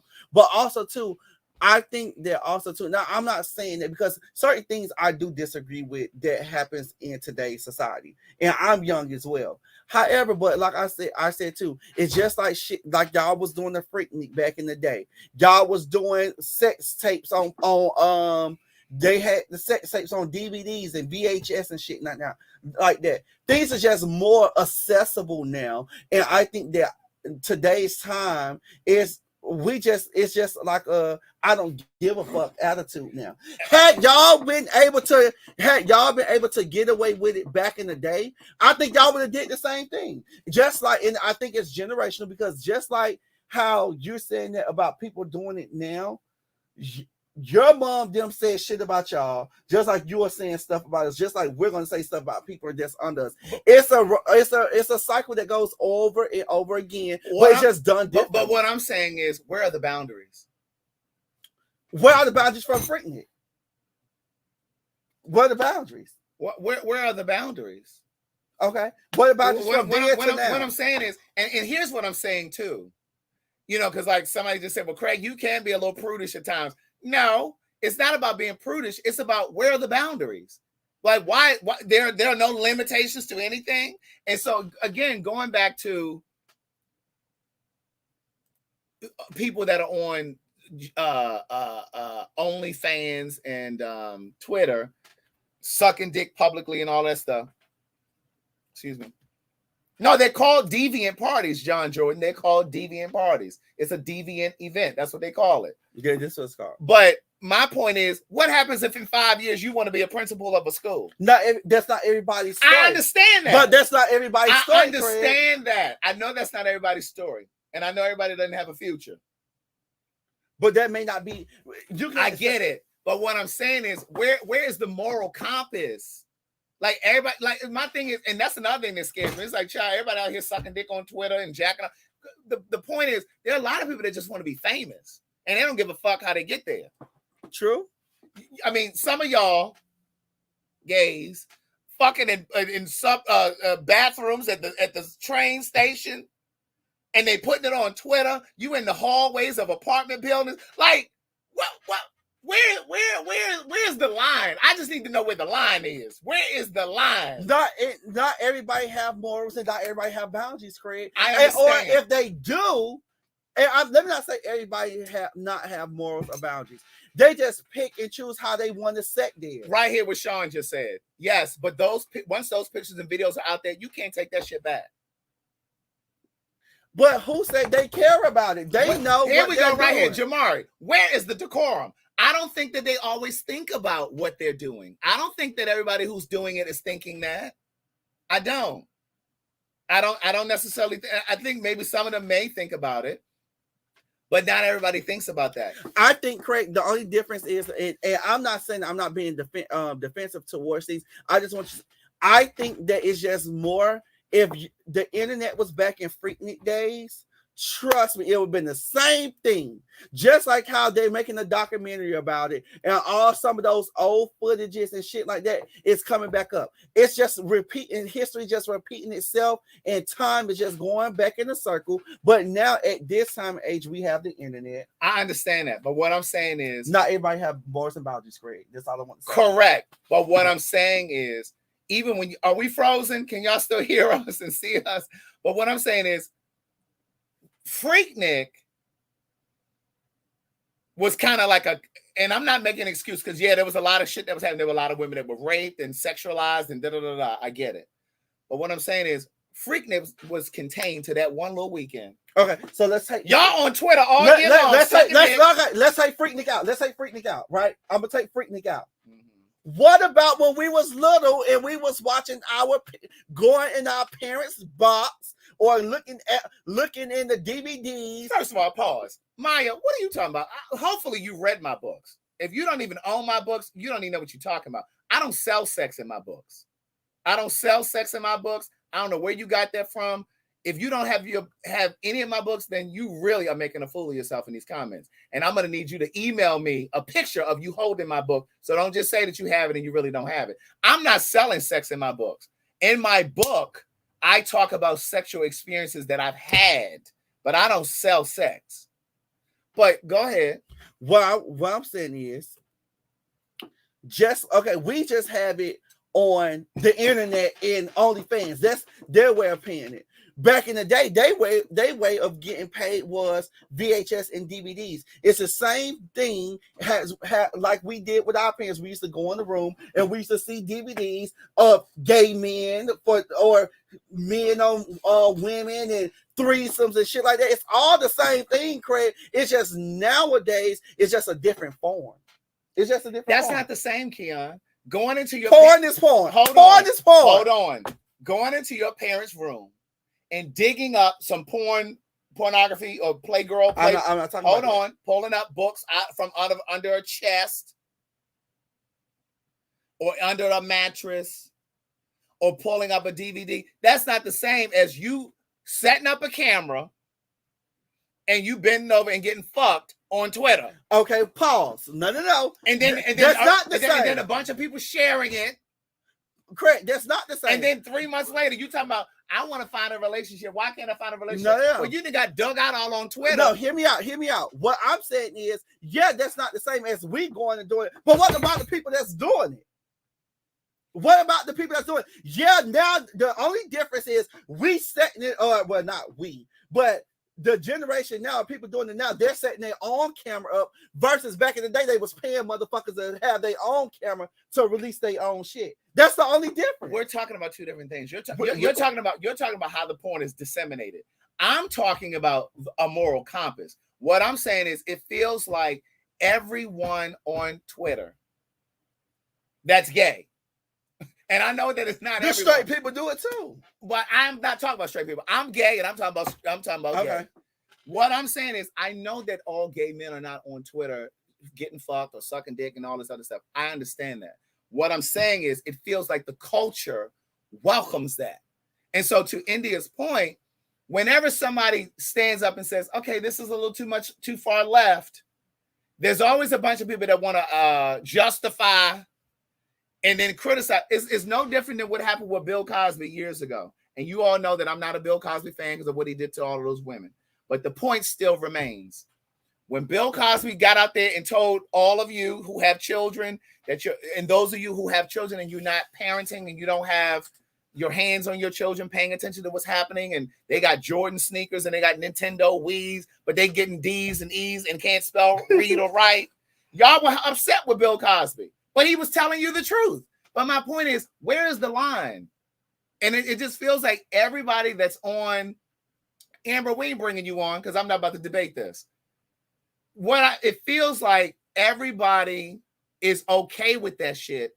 And it's just like, is everybody into this? Like, where are the people who think that like, I don't understand. I don't know how else to say it. And I just feel like whenever I say stuff like that, you always got people like an Amber or somebody else will come in and say, oh, you're sex shaming. No, I ain't sex shaming. I love sex. I think sex is great. I think sex is amazing. But I just feel like everything is not for social media. It's like, where are your morals? Where's your sense of self? So you ain't never went on Twitter. Your sense of self and your sense of self-worth. Have I ever gone on Twitter? How would I know this if I haven't been on Twitter? No, what I'm saying, you ain't never went on Twitter. No, I ain't never jacked off on Twitter. No, I ain't never released no video of myself fucking on Twitter. No. Well, what are you asking me? I was asking the first question. You ain't never released off of Twitter. Went on it. Yeah. No. Okay. I mean, I've seen it, but I ain't never gone over there to log in just to jack off. Now, let me make this point. Whether you know it or not, those of you that are watching, there are a lot of people who have sexual addictions. Let's address that. And that's why a lot of you are okay with this shit, because a lot of people have sexual addictions. And a lot of people who watch porn every day, that changes your psyche. Look it up. There are studies that have been done. It changes the way that you see the world. It changes the way that you socialize with other people. It changes the way that you approach sex. Because a lot of y'all don't know nothing about passion and lovemaking because you just want to fuck. Because you think that's what's happening. That shit that you watching, that fantasy that you watching on Twitter or on porn, you think that that's real life. Baby, they done did 4 and 5 takes over 3 and 4 different days. Okay? They ain't fucking for 3 hours. No, bitch, I agree with you. Okay? Because I know porn stars. So they doing that shit over days. Okay? Like that is not one take. They doing all them acrobats and shit for y'all because they know you crazy enough to buy it. But all I'm saying is, I just feel like, yeah. And then even when you talk about married couples being okay with more and more being okay with going to like swinging clubs and like it's a lot. It's a lot. And like you can't even get to how you doing? My name is Craig. Do you work? Are you sane? Bitch, I got to be asking, okay, do you have any sexual addictions? Are you on Twitter? Are there any videos of you out here with a mask on fucking? And that's the other thing. If y'all so confident about it, why y'all fucking with masks and shit on? They having cum dump parties. Let me explain to y'all what cum dump parties is, okay? You got kids that are over. I feel like you shaming people. I'm not shaming. I'm just putting it out there. You got people who are who send out their address on Twitter, or they're at a hotel and they want people to come and fuck. They want to see how many people that can come and fuck them and nut inside them. Bitch, are you crazy? No, that ain't cool. Something is wrong. So that's the line. That's where the line is. Just help me understand. Is that where the line is? If that sounds prudish to you, I'm sorry, then I'm approved. Everybody have their own addiction. Thank you, SK. Why is everything shaming? I'm not shaming. That's what they doing. And then they end up with HIV/AIDS and they sitting around crying and wondering what happened. But not everybody get it that way, though. I didn't say everybody got it that way. I'm just saying. I did not say everybody got it. I want you to be just true. I'm not saying everybody gets it that way. I'm saying for those who got it that way, then they want to be like, I mean, well, girl, you were at the park, and then you were at the bathhouse, and then you were over at the hotel, letting people come in here and run up in you. You talking about you can be in the room, ass up, face down. You ain't even gotta say your name. Just come in and put your dick in me and just nut and just leave. You don't even know who came in the room. Like, that is crazy to me. I agree with you on that part. Child, Aaron, good night. He talking about people wearing masks because they define and shame them like I'm doing. Good night. No. Sorry. Mm-mm. They popping prep like it's candy. Thank you. Are you ready? 115. Wait a minute, bitch. Wait a minute, bitch. Because I don't pop it like it's candy. I just pop it. No. Well, girl, I didn't know you were taking the pills. I thought you were doing the injections. Now I am, but now I'm doing the injections. I'm not doing the pills anymore. But when I was taking, I wasn't popping it like it was motherfucking pills. I mean, candy, bitch. But no, I just want you to hear my point, because I've seen some people saying they agree with me and they agree with you. I don't give a damn if they agree with me. I'm just telling you what's happening. But what I'm saying is, Craig, the same thing that you're saying now about them. It's not. Listen. It's white. It's all of them. It's not just black. I'm not saying it's just black. But my concern is black and brown people. I don't give a damn what white folks doing. I love us. What Monique say? I love us for real. You understand what I'm saying? But there's a consequence for me being this vocal. So let me ask you this. So what do you say about the people who was doing it back in the day on DVD and VHS? What do you say about the people who was doing it back in the day on DVDs and VHS? They was getting nutted in and fucking. No, bitch, don't try to know, because every time I say that, or we start talking about the DVD and VHS, you want to try to, like you just said, no, we just said this. No, bitch, no, it's the same thing as OnlyFans. They just paying for it online, then they paying for it on the DVD. Bitches, we done moved from DVDs and OnlyFans. But my dialogue was not just about OnlyFans. I said those of you that are out there fucking and getting fucked raw and putting your face and shit all over Twitter doing for free. For free, because you just want to be famous. You just want to be seen. Thank you, Pepper Skins. I'm talking about the kids that are just doing it for free. There's no kind of so it's okay for the people to do it that's getting money. No, I'm not saying that. Listen, I'm not saying that at all. Okay. OnlyFans and porn back in the day, it's the same shit, right? You're getting paid for it. What I'm saying is, it's bleeding outside of just that. You got folk that are just putting content out on social media for free. And no, I'm not watching it. Bitch, I can't open up my goddamn Twitter to tweet Delta or any other company that I'm letting have it without seeing somebody getting fucked. I agree with you on that, but as soon as you open Twitter, bitch, you could be in the post office. Bitch, you got to be like, I don't give, because somebody I'm following might retweet that shit. Right. You know what I'm saying? I don't follow none of that. You see everything. You see everything. You can't even open your goddamn Twitter. But, and it's just like... Somebody said, I'm always looking for a link tree. Because, baby, where there's a link tree, there's probably an OnlyFans. Now, I got a link tree on my Instagram, but I ain't got an OnlyFans. But, I'm just saying, I just think some of the behavior is reckless, not just because of STDs and STIs. I'm just saying in terms of, what happens if you want to have children one day and have a husband or a partner, and then they see all of this shit? Is this one of the things that you're going to keep secret, or you're going to be forthcoming when you get in a relationship with somebody? Oh, yeah, I used to get fucked on Twitter, and I used to let them just kind of gangbang me. So it's a bunch of videos out there. So I just want to let you know, just in case you ever come across anything. Are you going to really tell that? You know what I mean? Girl, don't raise your pressure.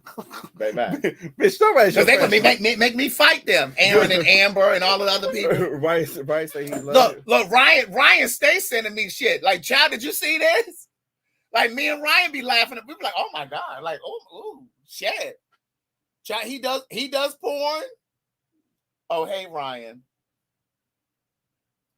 You know what I mean? It's just, I don't know. I'm just concerned. Everybody have a hustle, Craig. And I just feel like there's some other ways that y'all can learn to hustle, okay?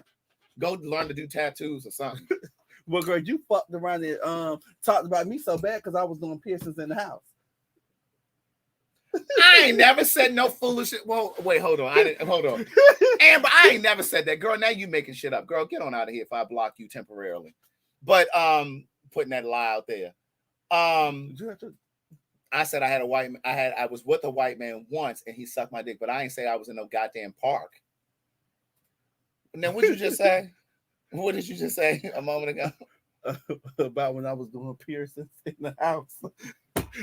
You was like, girl, is you licensed? Oh, yeah, girl, oh, Nikki, your nose gonna fall off. No, I'm just playing, but it's just different things like, bitch. Look.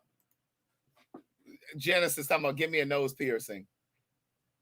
Baby, let me tell you something. She is always in the hustle.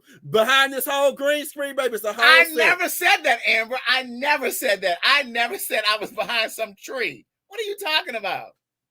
Girl, you must have had a dream. Girl, I ain't never said that. Where the fuck she get that from? What she had, Craig? A dream. Bitch. Now, you know, somebody else in here would have been able to verify that if I had said that. Oh, girl, I've been looking at the comments. I'm girl, sure. ain't nobody going to way. verify that, not with no truth behind it. Because I ain't never said that. Yeah, Craig, go find it. Craig, what ain't not. Girl, get out my motherfucking. I looked all over your wrist. Girl, well. I told y'all that I was with one white guy, and I said I've never had sex with a white guy. I said, but that white guy did suck my dick. I ain't never say where it happened, and it definitely wasn't behind no goddamn tree. You ever had sex in the car? It was in the car when he sucked my dick. If you want to know, it was not behind no goddamn tree. You know what? And don't take this wrong when I say this. Please don't take this wrong. But sometimes, bitch, you act like you ain't motherfucking did should have lived. I'm not. Sometimes you act like you didn't. You haven't lived or did shit. Like you be like, oh girl, you did that. Oh girl, you did that. Bitch, yes, I motherfucking did it. Bitch, I was bent over outside the motherfucking car, bitch, with my head in the car. With the hold on, let me get her together. I'm not saying it wasn't in public, but you said behind a tree. Girl, that's some whole different shit. Like I'm behind a tree hiding and shit in some park or in some neighborhood. Girl, what the fuck? What? But Onika, I ain't thinking about Amber no more. I'm ignoring her. But no, I'm not saying in Tucson, I never said that I haven't lived. Where you live at? Let me come get you. Keith look cute through the picture. Right. Let me do some things with you then, since you got so much to say. Girl, Keith look like a top girl. I'm gonna turn his ass over. But listen, I'm not saying. See, this is what I'm saying. This is why I don't like to say shit. No. I'm talking about Aaron right here. Craig love to sit high and look low. But this is the thing. It's just like, if I don't say it, who's going to say it? If Bill Cosby doesn't say it, who's going to say it? If Oprah doesn't say it, who's going to say it? So because I'm going to say it, or we're going to attack the messenger. So what we saying as black people or as black queer people, we are beyond reproach. I'm not saying it, Craig. I'm not saying it. We can't be corrected. Somebody said car tree still in public. You see old boy ain't said nothing else. What was his name that I said I would turn him over? I'm looking for where he at. Keep typing, girl. Keep typing. Yeah, you type on. Keep typing. Keep like this on that motherfucking phone. Right. Keep typing. Mantra, you right in my head because I surely was gonna sing those lyrics a moment ago. Thank you, Whiteout.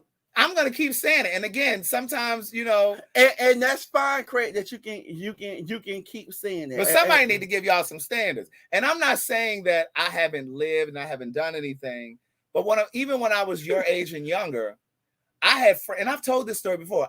When I was 22, 23, 24, I have friends that were 15 years my senior, so they were almost 40. They were 37, 40, And they were all into that. They were fucking in the park. Because, girl, no, I be laughing how you say it. Because you be like, girl, they be all up in there fucking in the park. They be getting their dick sucked, dumping cum. It's just how you be saying it. That was you. I remember you. I'm gonna come back to that in a second, though. But listen. I went there for the first time. Did you? I'm gonna come back to this. But my thing is, what was I saying? Oh, so they were fucking in the park. They were doing shit like that, right? And the reason that I take the stance that I take is because I know that there are Black gay men who think and feel like I did when I was that age. And I want you to know that you don't have to take that path. And I think that there was a period where I started to become more relaxed in my values because it felt like everybody was doing it. You understand what I'm saying? I'm not saying that I didn't have my own mind and I couldn't make my own choices. But sometimes when you're a part of a community, whether it's the Black community, the gay community, whatever, a friendship group, a family, sometimes you feel like you got to move along with what everybody else is doing. And I became comfortable with casual sex for a period of my life. And I talk about this in my first book, so I'm not going to go into great detail. But my point is, there were times that I did do stuff not because it was what I wanted to do, but it just felt like, oh, well, everybody else is doing. Oh, so you was having casual sex and fucking people and you ain't know them people? Yes. So my thing is, I had to pump the brakes. I had to remember who I was when I came into this. I had to remember my name. You had to remember your name. I had to remember my name. And I'm just saying to like the young Black, whoever, the young gay boys that are watching this, you don't have to take that route. You don't have to lead with sex. Everything ain't got to be about sex, you know. And so my thing is, it's not that I'm saying that I'm not trying to sex shame people and stuff like that. But what I'm saying is, it just feels like everybody is just okay with just random wanton sex. like you just gonna have sex with everybody who finds you attractive? Like where's your self-worth? Like you're gonna sleep with everybody that smiles at you, that gives you everybody that you find attractive, that smile, that makes a move at you. Like, where's your stand? Like, I'm good. You ain't gotta sleep with everybody that you find attractive. Now back to Chad. So BJ's is a little strip club. They got go-go dancers. They ain't strippers because somebody corrected me. Yeah, they're not strippers. They go-go dancers. And so I was there with somebody. I don't know who I was with. But anyway, I think this is the guy he came up to me and said, "Oh my God, I can't believe you're here." What? He said that to me. What's going on? Are we frozen? I don't know. The comments ain't coming through no more. And Chad was like, I can't believe you're in here. You say, I don't remember what he said, but it was almost like, this place is beneath you. What are you doing here? And so it's still going, even though you refroze here. Mm-hmm. It's still going. I'm looking at it now. Oh, okay. But yeah, so you know, I'm not saying that I haven't lived. I just feel like there should be some limitations. That's all I'm saying. Okay, great. Well, we're gonna get ready to end it with this. Cause girl, I don't want to talk about this sex no more. We did a great recap. Y'all better get on over there and subscribe to the Patreon. No, I ain't finished yet. Oh, well, well, we can go a little bit more. I want to say this. So you trying to say that you don't think about any of this, like as you're dating and stuff, like people that you might be interested in that are out there like that? I'm gonna just say this. I get a person the benefit of the doubt to tell me things as we get to know each other, or being upfront. Have I ever dated someone? I love you, Amber. I wouldn't block you. Have I ever dated someone who did that? No. Have I had sex with somebody who did that? No. Who the fuck is Shirley Strawberry? And I agree with my girl Meridian. I was always calling her Meredith, but she corrected me the other day on the email. It's Meridian. sex is sacred. Now, who is Shirley Strawberry? I'll look that up while you telling your story. Go ahead. Shirley Strawberry. Go ahead. What were you saying? No, but I was just saying, no, I give a person the benefit of the doubt to tell me things. So I mean, is it a possibility that it may happen? Yeah. Until you get into the relationship and you find out that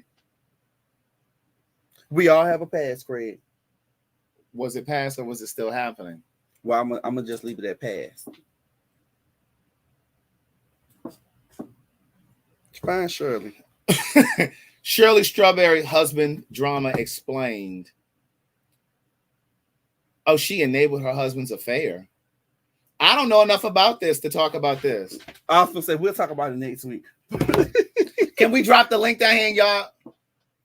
No, I want some of y'all to come down. I'm gonna drop the link. I want some of y'all. I told him I want to do this. I want some of y'all to come on here and tell us some of y'all favorite moments. Yeah, let's do that. I want some of y'all to come on and tell us some of y'all favorite moments. Because bitch, we've been recording for a long time. We started recording, I think that maybe the end of 2018, Craig. Oh yeah, okay. She's the one who takes the questions. Like when people write in and have a question about the advice line, they'll ask about relationships, and she usually reads it and then they dissect it. So she's been allowing her husband to have an affair. What?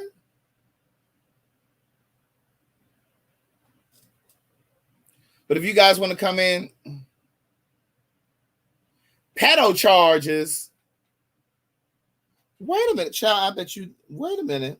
Oh, he's been Ernesto Williams is facing 4 counts of sexual exploitation involving a child, and we have that's the kind of shit that scares me. Somebody having that kind of a secret life, and you into that kind of bullshit, and I don't know that. See, that's the shit I'm talking about. Baby, listen. Involving a child, and we haven't heard a strawberry letter about this one on the Steve Harvey Morning Show. What's even shocking is that according to prosecutors, Shirley told her husband he could go to Dubai and stay at Steve Harvey's home to dodge these charges. Good luck and good night. Baby, listen. We're going to bring Amber on here. What's up, Amber? Hi. Hi. Now y'all want to let me in. Now that we're on the next subject. Right. What is y'all have to What's up, baby? I'm lit. I've been drinking and smoking. I know. Anyway. I saw your comment earlier. You had a blunt and you've been drinking. And you said you in the house geeked. Oh, I saw your comment. Anyway, so I wanted to come in and talk about, like, just go down memory lane, like y'all was saying. Like I said up under the post in the group, the Thursday Night Lives is one of the, like, that's my favorite content on your channel. And I've been watching y'all Thursday Night Live since I was in high school. And I've been out of high school for 4 years since, this year made 4 years. So it's been like 4.5 years since I've been watching the Thursday Night Lives. Let me see. What was the first one I ever saw of y'all together? I think when y'all was downstairs in Madison basement. That was when we first started going live. That's when we started first. Yes. That was it. And y'all was getting that boy together about that cleaning business. And some promo, that shit was so funny. My god, that shit was so funny. Oh my god, that is crazy. That is crazy. And you know, he was one of my first cleaning people that I introduced to y'all. Right, that you fired. Speaking of cleaning people, the cleaning lady shit was funny too. With the lady with the front door, the bangs in the ponytail, the bang in the front. Yeah, and I said, Craig. She got a bob with a bang in the front. I holler. But wait a minute. You know what's funny, Amber? What? When I met Genesis, he said to me, I love y'all. He said, I've been watching, not me and Keon. He was talking about me and Madison. He started watching me and Madison when he was in high school. So when you said that just now, I was like, oh my God. So Amber, you've been watching me and Craig since she said she's been watching us. Yes. And it reminded me of when he said that. He said, I was watching you and Madison when I was in high school. He said his aunt used to watch us. Oh, wow. And he would be sitting there looking and be like, oh, I want to do what they do one day. And so when he said that to me, I was like, oh my God. That's crazy. You know what's one of my funniest lives? When we was recording, I forgot where I was getting ready to go. Probably down She to would the take that pump. wig off and set it down. That lady Baby. used to throw that motherfucking wig off every time she came. That And motherfucking Craig lady would there. upload that lady wig on Patreon every single time. Yes. Back Yes. in 2007. Oh my God. Two That to is too seven funny. was the days. 227 was It's it. so funny because look, somebody just coming. It was my cousin. She just commented on the live from 2 years ago. Oh And said, wow. "Hey y'all from today." Oh wow. And that's when I 7. first started my channel. Y'all remember that live that y'all did with Nikki when y'all was talking about I think y'all was eating them edible popcorns that night, and you was talking about the man breathing on your neck, and he started hollering. That's my favorite live. lives too. That's what I was gonna say. That's my favorite live. When I said, "Oh, Craig, if a man breathe my dick," I'm like, "Woo, woo!" Yeah, we recently used that in Genesis is Hollywood Genesis. Hollywood Gen. We recently used that in a promo, and and I said, "You said what?" You said, "Whoo." Yeah, that's one of my favorite lives. He said, "If a motherfucker just breathe on it the right way." Woo. Baby, listen, and I'm still like that, baby. Don't try to whisper in my ear. Breathe, woo, girl, give me chills. We need to do that. Somebody said they wished we had some of our favorite, funniest live moments. But I'm gonna say this: those of you that are saying, "Yeah, 227 is where it was at," I really think that it's a special place because that's where we all kind of met. That's where I was living. Mm-hmm. I wasn't doing lives when I lived at Elliot's house, so it started at 227. So I think that's why I feel so special. It's kind of like your high school years or your favorite years because like music that came out during your high school or your college years. It will always have a special place for you because we're gonna bring you on next. Yes, that was one of my favorite ones. Meridian said, "When I ate 5 plates in a row, I just kept eating." Oh, you know what another good live was? When What? Andrew and that lady was in town and y'all was getting ready to go out to the punk bar. You had on that white shirt and you was high as hell with them glasses on. It was Avriel. Yes, it was. Was that for Pride weekend or was that MLK weekend? It was one of those weekends. It was one of those. I remember y'all said it was Dish bottle and Andrew. Yeah, we met him out. Yeah. I remember that. But Amber, we're gonna give Wayne the floor now, okay? All right. I don't think he's in there. It says disconnected. I think he oh yeah, it is disconnected. Wayne, we see you in there, but you're not connected. I dropped the link again down there so that you guys, if you want to come on and say your favorite moment. Wayne, I kicked you from the studio. Try to come back in. And again, we'll do lives again. They just won't necessarily be on Thursday. So we don't want you guys to be waiting next Thursday and we're not here. Mm-hmm. We'll just pop on, when we have something that we want to talk about. Hold on. I got this. Oh, Alicia, you remember that? Y'all be remembering shit that I forgot about. Baby, let me tell you something. 4 years is a long time. Yes, it is. Horace said, "I am coming back to ATL and I hope to see you, Keon." You will. You met him before? No, I was supposed to meet him and his boyfriend when I went to the Red Dress Run. I'm trying to come back to Red Dress Run this year. Oh, they live in New Orleans? Yeah. Okay. Keon was trying to get me to come down there for that Red Dress Run. When is it, in August? August 11th through the 13th. Look at Mantra. They were high as giraffe pussy. Baby. I'm trying to go back. The live that we did about the naked barber. You remember that? And girl, I know him now. Here she go. Don't start with me, Craig. Here she go. Here she go. What's this? Next week, I am gonna go. Somebody sent that just now? No, I just put it up. This one of my favorite ones. Oh, that's the one. We can't load that up. We can't load it up real quick. George went to the bathroom. Oh, this is when George was living here. And I was clearly still with Carlton because that's his t-shirt. You talking about now you got all this production. Did you want to come on, Simone? I'm dropping the link down here if you want to come on. He talking about, bitch, you gonna talk about he using all the hot water? We can't put that in there. Because it's too early, Craig. Look at this. Oh my God. That was the one when George was upstairs showering or something, and I looked and I said, "What the fuck?" Pipes and shit. This when you first told me. This when you first told me when we give each other cheers, you look in somebody's eyes. I said, I want to break your cheap ass glasses.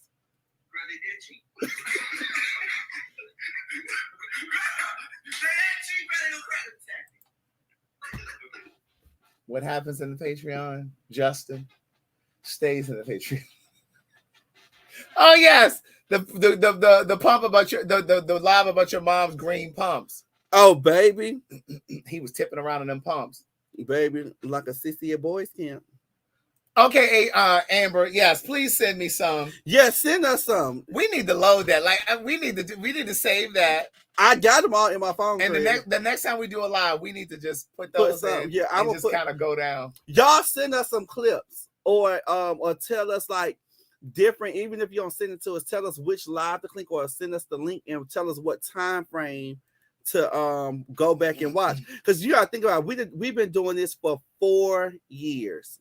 Yeah. Hey Simone. You hear me? Simone? Am I in here? Can you hear me? Yeah, I can hear you. How hey, you doing? Simone. So I wanted to drop in. I started watching Craig from, I don't know, I think I got a suggestion and I like stumbled upon you guys and you would do lives every here and there. And I was like, oh my God, these two have amazing chemistry. And for the record, Craig, I definitely have books that I've read, and I'm on Patreon as well. Thank you. But my favorite, I think a couple of my favorite lives off the top of my head was the one where you guys were talking about fraud. Absolutely. Fraud. We did one about fraud, how we used to be set workers back in the day. Simone, get out of here breaking that up. Yo, and Craig. Somebody else just said that too. Look. Craig said something about he thought he left his fingerprints in a room or something like that. Hilarious. Okay? With the girls from LA because they were so dangerous. Baby, listen, I got nervous. I thought one of them queens would get my fingerprint. Do you hear me? Baby, some of them kids you can't trust with your fingerprints. Do you hear me? Them girls in LA, they were doing stunts and scams that they were into insurance fraud. When I moved to California, they were into insurance fraud. The kids here and the kids that I knew on the East Coast, they only did like credit card and check fraud. But these kids, they were ripping off insurance companies. That is so crazy. Amber said, do y'all remember the live when me and my mom was on the live talking about the special needs girl who was self-pleasuring herself? Yes. I remember that one too. I remember that. I remember that one too. I remember that one. And more recently, Simone, where are you located? What city? I'm in Connecticut. Oh, you're in Connecticut. Okay. Yes, I'm in Connecticut. And more recently, one of my faves has been when Mike came up. And that was like one of the first times that I saw like Mike. So like you, Mike, and Keon, absolutely hilarious the entire time through. The three of you guys have good chemistry. Oh my God. That is too funny. Right. Well, thanks, Simone. You got to go back and, Craig, refresh your memory of that fraud one. Because I think Keon brought it up like a month ago. And you was like, I got to look at that one. I don't remember. But I'm really sad about the Thursday nights leaving because I really look forward to it. So, well, I mean, we'll definitely still do some. I mean, sometimes we'll pop in on a Tuesday. It'll be a Monday. You know what I mean? Yeah. But no, we'll still do it. I know they just got so used to Thursdays, but you have to shift with the shift. Yes. I know. Go virtual. Do virtual if you guys don't want to spend gas. And see, I didn't think that y'all would really like virtual because, like, I said, bitch, let's do it virtual. But the energy just feels, it's like our timing is different when we're virtual. You know what I mean? Like when we're in person, I can play off. I can play off of stuff he says or things that he does easily. She pulled up. He still pulled up old video. I jumped on. I don't know if Wayne is ready to go next, but I'll let him go. All right, thanks, Simone. Girl, Simone sounds sad like she about to cry. All right, Simone. I am cry. What am I doing Thursday night? Oh, stop, Simone. Stop. Didi, bring Didi in.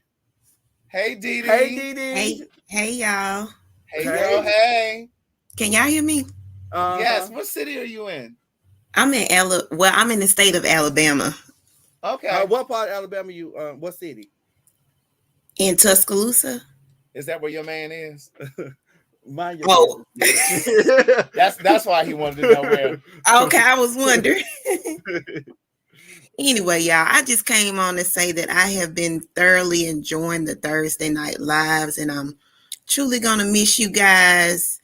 It's been so fun just watching you guys laughing with y'all. And I know y'all gonna come on here and there, but I'm one of the people that wait for Thursdays as well. So I'm gonna Y'all miss you making me guys. feel so bad. No, and right now I can't join the Patreon, but I was laying. understand.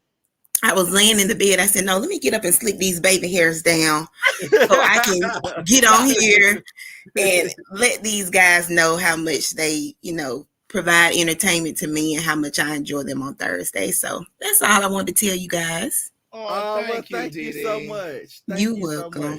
I appreciate that. You All right. welcome. I'm going to hop All off. right. Bye, y'all. Bye. What does it say? I always remind myself to tune into the live with Craig and Keon like a regular show to look forward to. Oh my God! Oh, Diddy off.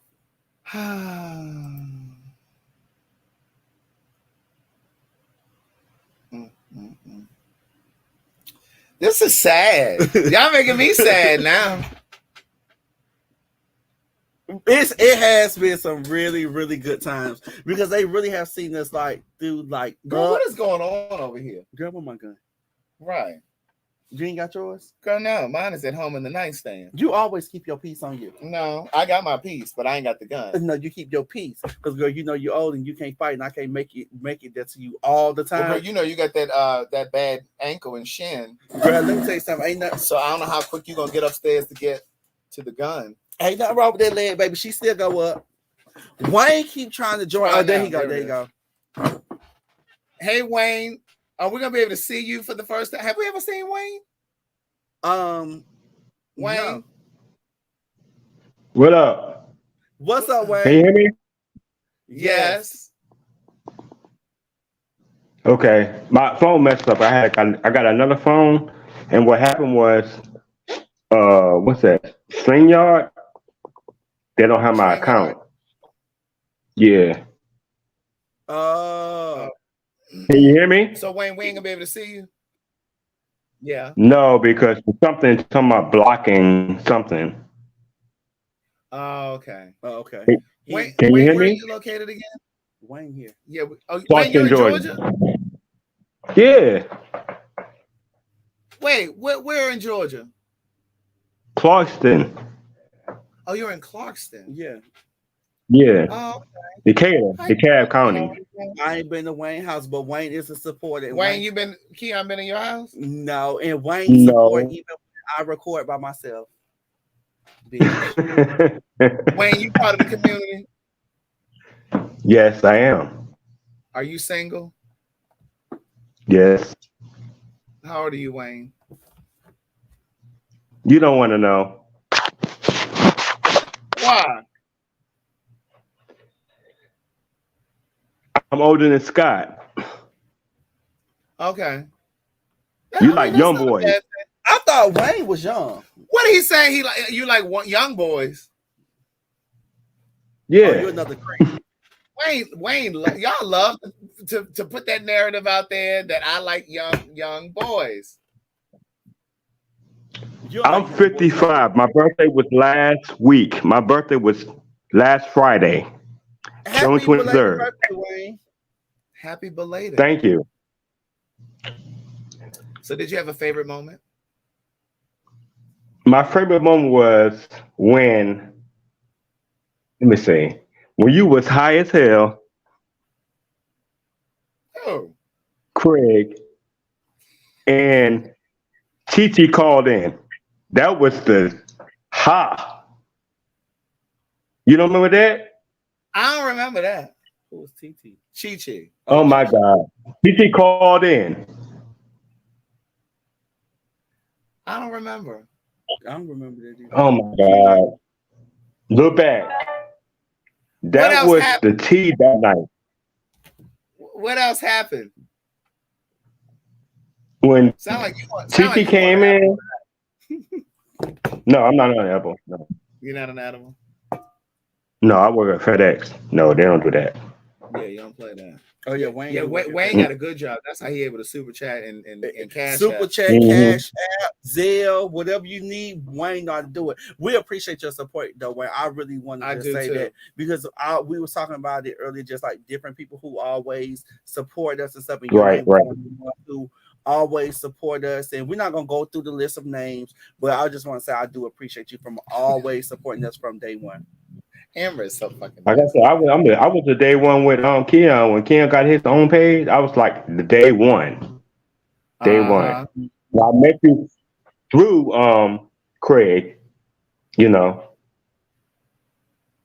But that was my that night that y'all had that you had Chi called in, and I think that Craig had an edible or something.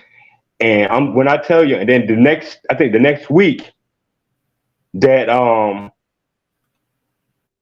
Keon talked about it, and he was like, I don't remember nothing. I don't remember anything about that night. You don't remember that? I think this is what NYC is talking about when Chi was at work. Was Chi at work? No, Chi didn't have a job. He was still staying with Madison. Oh, child. Good night. That's a long time. I don't remember that.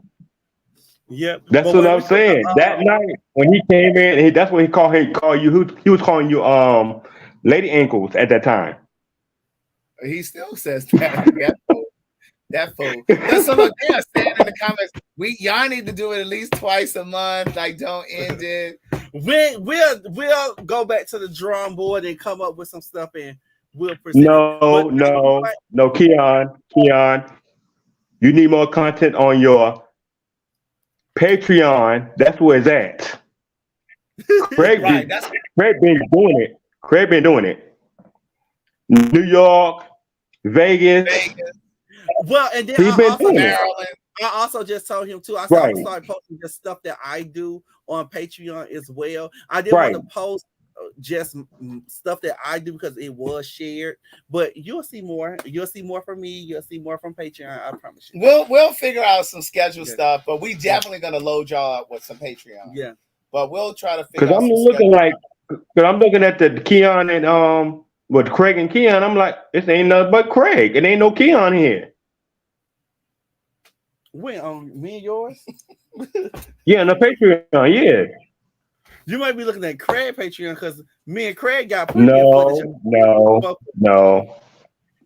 And then if Craig posts the Craig and Keon, you on the phone. The last Patreon, you on the phone. Oh yeah. The fair. Well, not the farewell. Yeah, we were talking the other day. We were talking the other day. Yeah, that is true. Yeah, well, bitch, I wasn't gonna be face to face with that because we were. No, but I really do appreciate everything, Wayne. Just all the support and stuff. Yeah. But we're gonna let some more people come on in. Okay. Okay. Thank you. Y'all have a good night. You too, Wayne. Kelton look like he might be fine too. Sure do.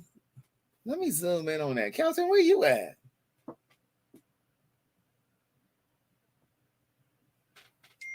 Kelton.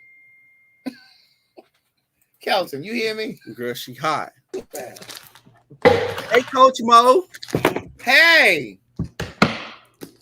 She can't hear us. Kelton, you hear me? Girl, she hot. She thinks she watch. Hey, Coach Mo. Hey. Can y'all see me? Girl, we see you and hear you, and we hear us in the background. She crazy as a roller.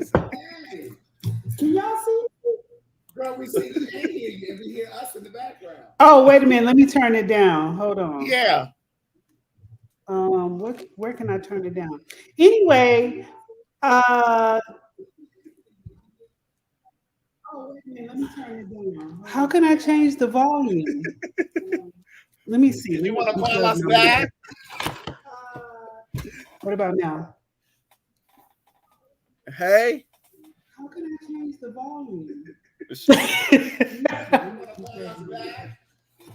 Let me figure it out. Oh, girl, let me get. Okay. Girl, she remind me of Patty the Bell girl.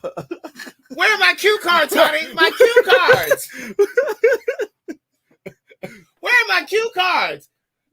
Hey, Rosa. Hey, boo. What's up? What's up? I'm not on, am I? You on, girl? Girl, you think we talking to you telepathically? Y'all hear me?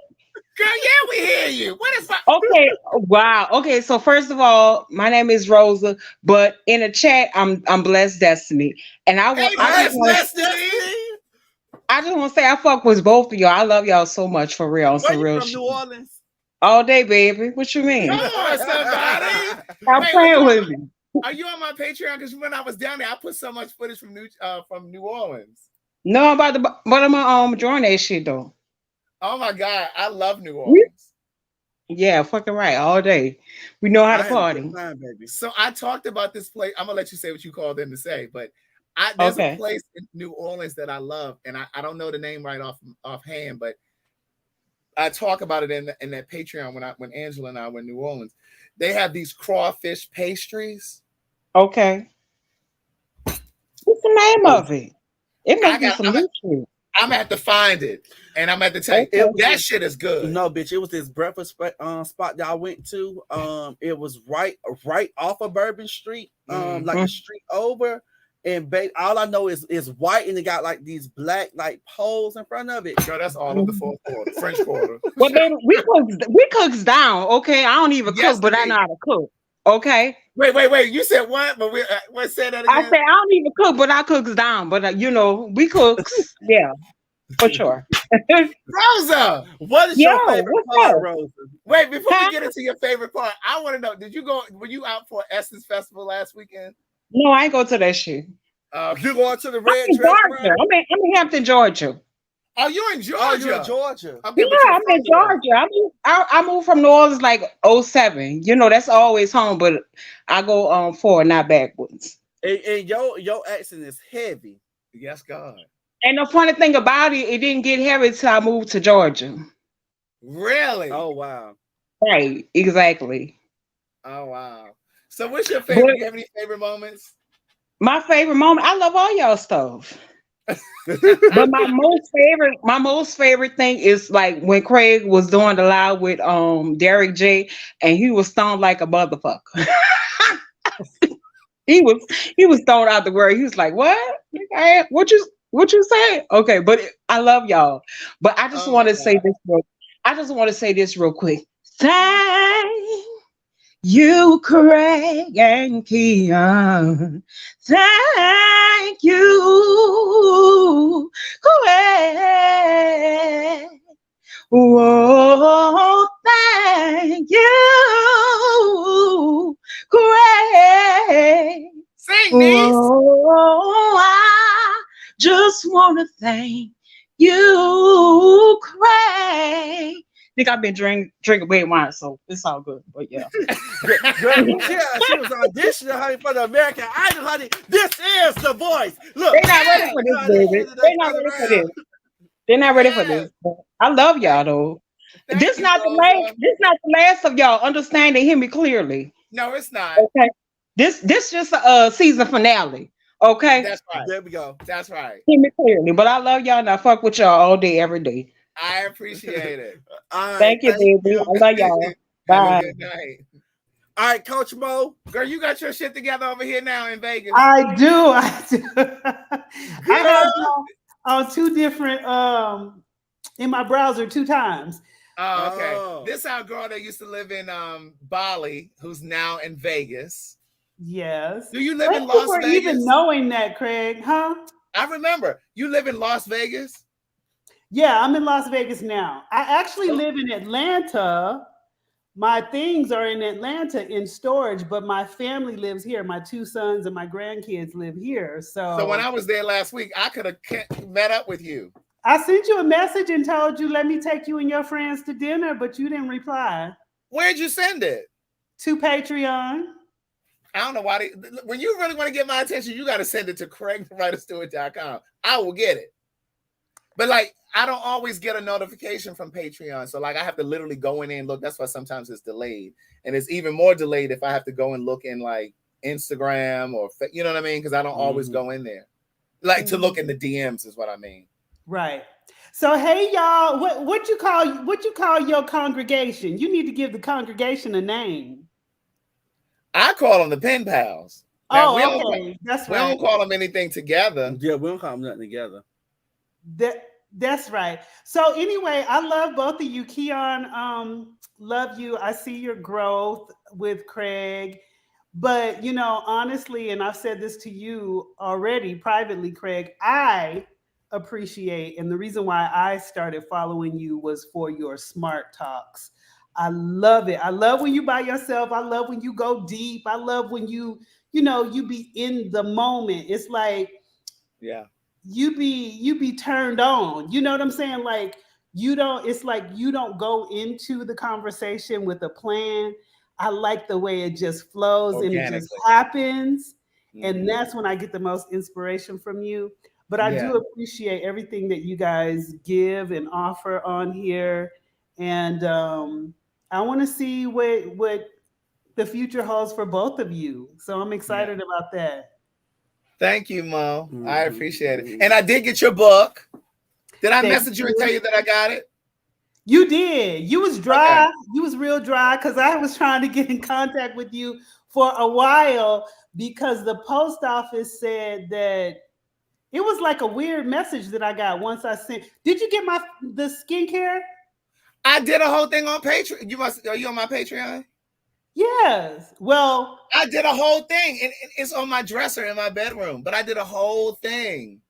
I don't think I just put it on Patreon though. I think I put it on my channel too though. But yeah, it was like the beard oil. Yeah. Yes, I did all of that. I definitely did a video. Okay. I definitely did a video. I really was feeling some type of way. I'm gonna be honest. Really? No, I did a video. I'm a Libra. I feel as you surrounded by Libras, honey. So you know how we are. There are more Libras than anybody else around me. You know how we are. Elliot, my mother, A.T., Madison. Who else? Rashard. Who is? My friend Rashard. Oh, he a Libra too? My friend Kim in New York. My friend Sherry that's here. My friend Marvin, the tall one with the locks from DC. Danielle in New York. Madison. I know more Libras than anything. Mm-hmm. Mm-hmm. Yeah. So you know how we are. You know how we be getting in our feelings and stuff. Yeah. But my feelings was a little bit hurt. I was like, dang. I did a video about it. I opened it all up. Oh, that's cool. I'm sorry, I missed it. Because she came in here to pull me together. Right. But I love y'all. Keep doing what you're doing. Keep inspiring. Craig, you just don't know how much you've inspired me. I swear. I say this every time, but you got me through the whole pandemic. I mean, you were my entertainment.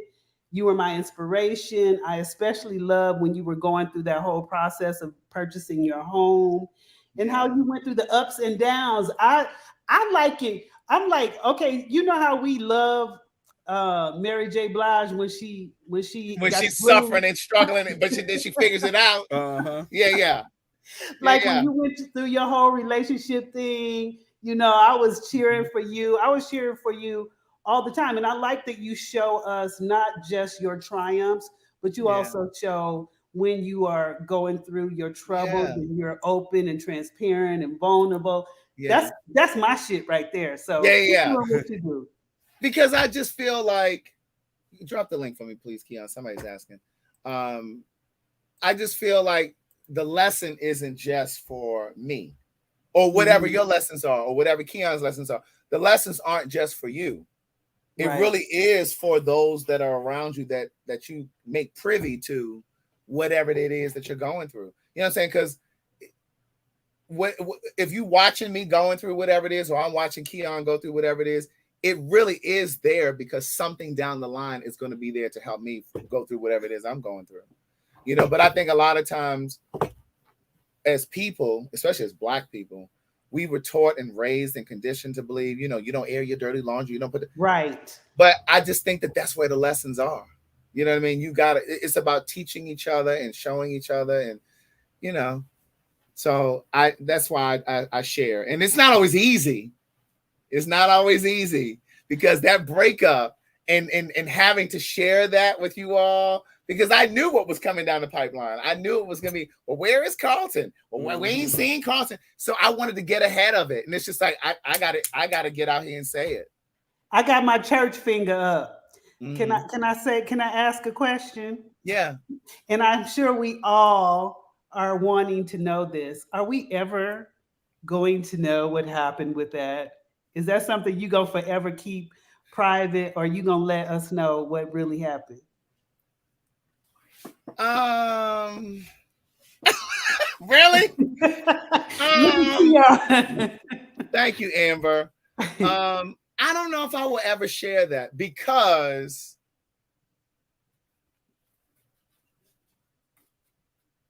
I still have respect for him.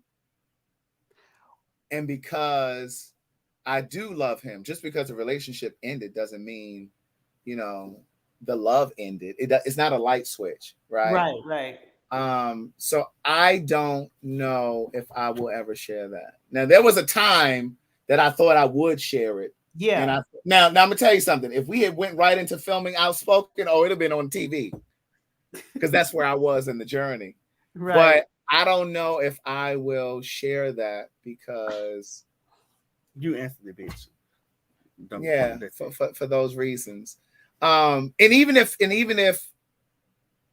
I write a book, I don't know if I would include that. I don't know if I would. You know what I'm saying? But I think that is also a part of my healing too. It's a part of my growth that I can because he and I know what happened. And yeah. But somebody in the comments asked what's going on with Outspoken. I actually said this on our Patreon tonight. I talked to Suzanne DePass today. And so she has a meeting with the president of Chicken Soup for the Soul Tuesday. So we should hear something next week. But it's just that TV thing. It's just like hurry up and wait. And so Suzanne basically went to them and said, listen, if y'all not ready to do this, give it back. Because we went into an agreement. We have a contract with them, a partnership. So Suzanne went to them and said, listen, if y'all not ready to do anything with this, let this go. Let me have it and I'll sell it somewhere else. But they're like, no.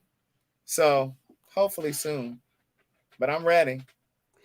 Yeah, and we're ready too. But yeah, everything that you've gone through, you handle it very beautifully. I agree with Amber. It was good to see you go through that. I mean, I know what you mean. Not the the actual breakup, but just how you handled it. You know what I'm saying? Mm-hmm. But it was very inspiring. Everything that you speak about when you're sharing your personal life is very inspiring because you are real, and I appreciate that. Thank you. I appreciate it. I really do. I hope I get to meet you and hug your neck someday. You know, you gotta hug my neck, Craig. I know. You gotta hug my neck. I really feel like, and I guess it's also because you are a Libra, and I have more Libras around me than anything. But I really feel like we would be friends if we lived in the same place. Like I feel like we have energy, similar energy. I've been saying that. I was like, when I meet Craig, he is actually going. Well, we met in Baltimore when you did your when you came to DC for oh yeah. I was in DC. What was Gay Like Me Conversations? Mm-hmm. Yeah, but I just feel like you and I, like we have this kindred spirit. There's something there. I don't know what it is, but thank you. Yeah, I feel that too. Thank I you. appreciate all of your words. I really, really do. Thank you, Craig. I love you. I love you too, Keon. You so cute and stuff with your cute self. All right. Well, I'll holler at y'all soon, okay? All righty. Bye. Amber ain't coming back on here. Did you see that, Amber? Hey, Amber. Okay, I had two questions for well, not two questions, but I have a question for both of y'all. And I wanted to since the last lady brought up like y'all relationships and stuff, like I don't want to know the ins and outs of why stuff ended, but I do want to know two lessons that both of y'all learned from y'all last relationships. One of the first things that I have learned you guys remember I spoke to my spiritual teacher a couple times, and I understand this more now. It really did teach me about unconditional love. I don't think I've loved anybody unconditionally until that relationship. Because even through our highs, our ups and our downs, like I was really, really, really willing to try to work through it all. And I understand, and then I also learned that people have to grow at their own pace. You know what I'm saying? No matter how much a person loves you, they are where they are, and they have to grow in their own time. And sometimes, and I have a greeting card that says this: sometimes a break is necessary for the health of a relationship. And that's not to suggest that we'll ever get back together, because I can't see into the future. But sometimes a break is necessary for the health. And sometimes when you step back from that relationship, you're able to see yourself, they're able to see themselves, and then you're able to see the relationship from a different perspective and see your faults and your flaws and how you could have been better. And maybe you'll come back and improve and be better for each other, or you'll be better for other people. But it just taught me a lot about myself in terms of like unconditional love. It really did. And to be able to accept people and all of their flaws, and because we all have flaws. Okay, give us one more.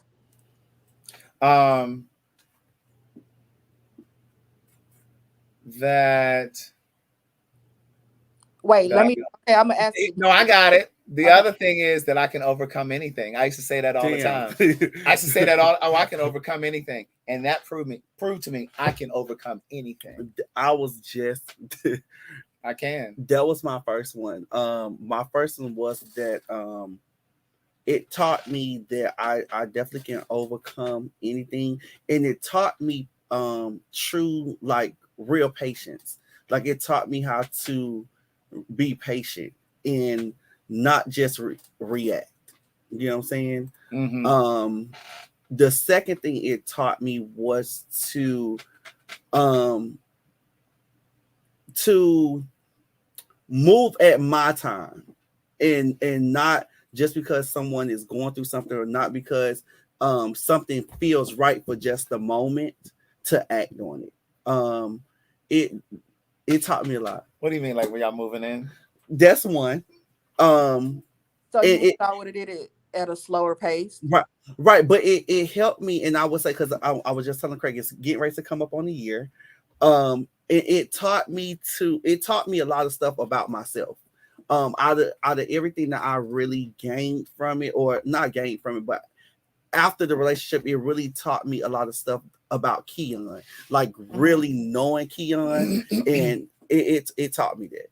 It taught me that. So I was able to learn myself all over again. I want to add something to that. What? It's interesting that you say that about doing things in the time that works for you, and not because it feels right in the moment. And then when I said, you mean this in terms of y'all moving in together? I've said for a very long time, because I've done that before too, where I've moved in with people, or I've allowed people to move in with me before time. And it taught me that the relationship has to graduate to a certain point. Yeah. You understand what I'm saying? Like, we can't move in together because you lost your job, or your housing situation is now questionable. And now, we'll just move in with me. Or we can't move in because financially it makes more sense for us to save money. No, we need to move in together because the relationship is at that graduation point, and we're both ready to go to the next level. But Tanisha is asking, somebody else asked, do I still talk to Nan? No, I haven't talked to Nan. I have not talked to his mom. I got one more question. So Tanisha is saying, Tanisha is saying, would you ever spin the block again? We've talked about it, but I don't know if that would happen. What I will say though, we have, like, we stay in touch. I ain't saying nothing, girl. But we've talked about it, and we've said, like, we know what we would need to do. And he said, I know what I would need to do to get us back to whatever. So we've talked about that. But it's not something that we've talked about consistently, like we're in the works of doing that. But what I will tell you is, if we did get back together, it would absolutely be because he made the effort to do it. Because I just feel like it's not my burden to do it. Not to say that I wouldn't be open to it, but it's not Right. my burden to do it. You know what I'm saying? So yeah, so there's the answer to that. What was your other question? Are there any? Do you feel like you've had like? Damn, I'm trying to answer. You changed, like this relationship changed you in any ways, and if so, was it for the better or for the worse? I would say I think it definitely has changed me. Every experience you have is going to change you. It changed me. It's definitely going to change you. Overall, though, do you feel like has it overall or positive or negative? Overall, it has changed me. I would say that it changed me on just overall, like Keon and overall not look at, but it just changed me like completely. I think that every experience that you have helps shape you. You know what I mean? Even as small as someone opening the door for you and holding the door, like it's a lesson in consideration. I think there's a lesson in every fucking thing. And so when you talk about spending your life with someone for almost 3 years, 3 years is a long time. It's a long time, and we were together all the time. You know what I'm saying? Like we were together all the time, and when we weren't physically together, we were in touch all day long, texting, calling, FaceTime, and we didn't do anything without the other. Like it was like, hey, you want to go grab lunch, or you know what I mean? Like we made ourselves available to each other all the time. Yes, I do think that it has changed me in the sense of my perspective on relationships. You know, I just that's okay. Then you going where I wanted you to go. Okay. I knew where you wanted me to go. I feel like I've always been a relationship oriented person. I feel like I thrive in relationships. I'm not a person that has to be in a relationship. I'm not like a serial monogamous where I have to monkey bar from one relationship and get into another. No, I'm not that person. Right. But I love who I am when I'm in a relationship. I think that it brings the best out of me. It inspires me. It encourages me. You know what I mean? All of that stuff. But this relationship has challenged me to see myself differently in the sense of,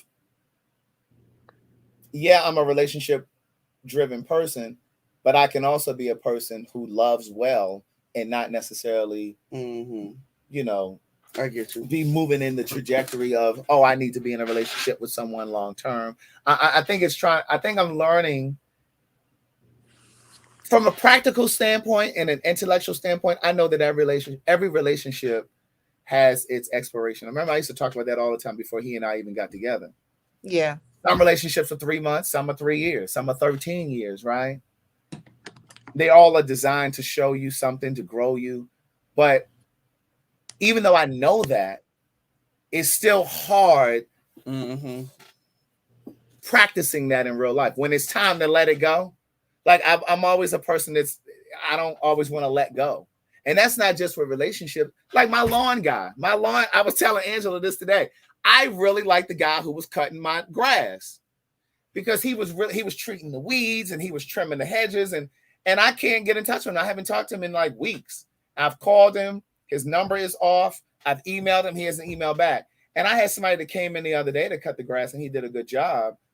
But I want my old guy back. Yeah. Right? Because I like what he brings to it. Like it's just like the barber. I'm a lawyer. Yeah. Oh, baby, I'm so like the loyal. barber. Like I'm a creature of habit. I like what I like. Yeah. And when I got it figured out, I want to stay right there. Yeah. And so it's the same thing in my personal life, right? And so I just kind of feel like that. But I also understand that, you know, sometimes you have to let things go. I've never been a person that spun the block in the sense that, well, we came back and we revisited a relationship. Yeah, I've come back and we've had sex, but I've never revisited where we were like, okay, we're going to really do this thing. We're going to try. So it would be new for me if that happened in this instance. Okay, you know? So on the topic of letting go, I know how to let go of people, but I don't know how to I'm not good with releasing the releasing part that has to come for you to truly heal and move on from the situation. You got any tips for that? And not even just romantically, but family and platonic relationships and all that kind of stuff? I recently learned how to master that. And what do you think it is? How to detach. I recently learned it because I had a where I always just was trying to make it right, be the person that always A try fixer. a fixer. And now it's just like now, just after certain experiences, it's just like you got to go through it. Like you got to go through the motions. You got to, like you always say, sit in it.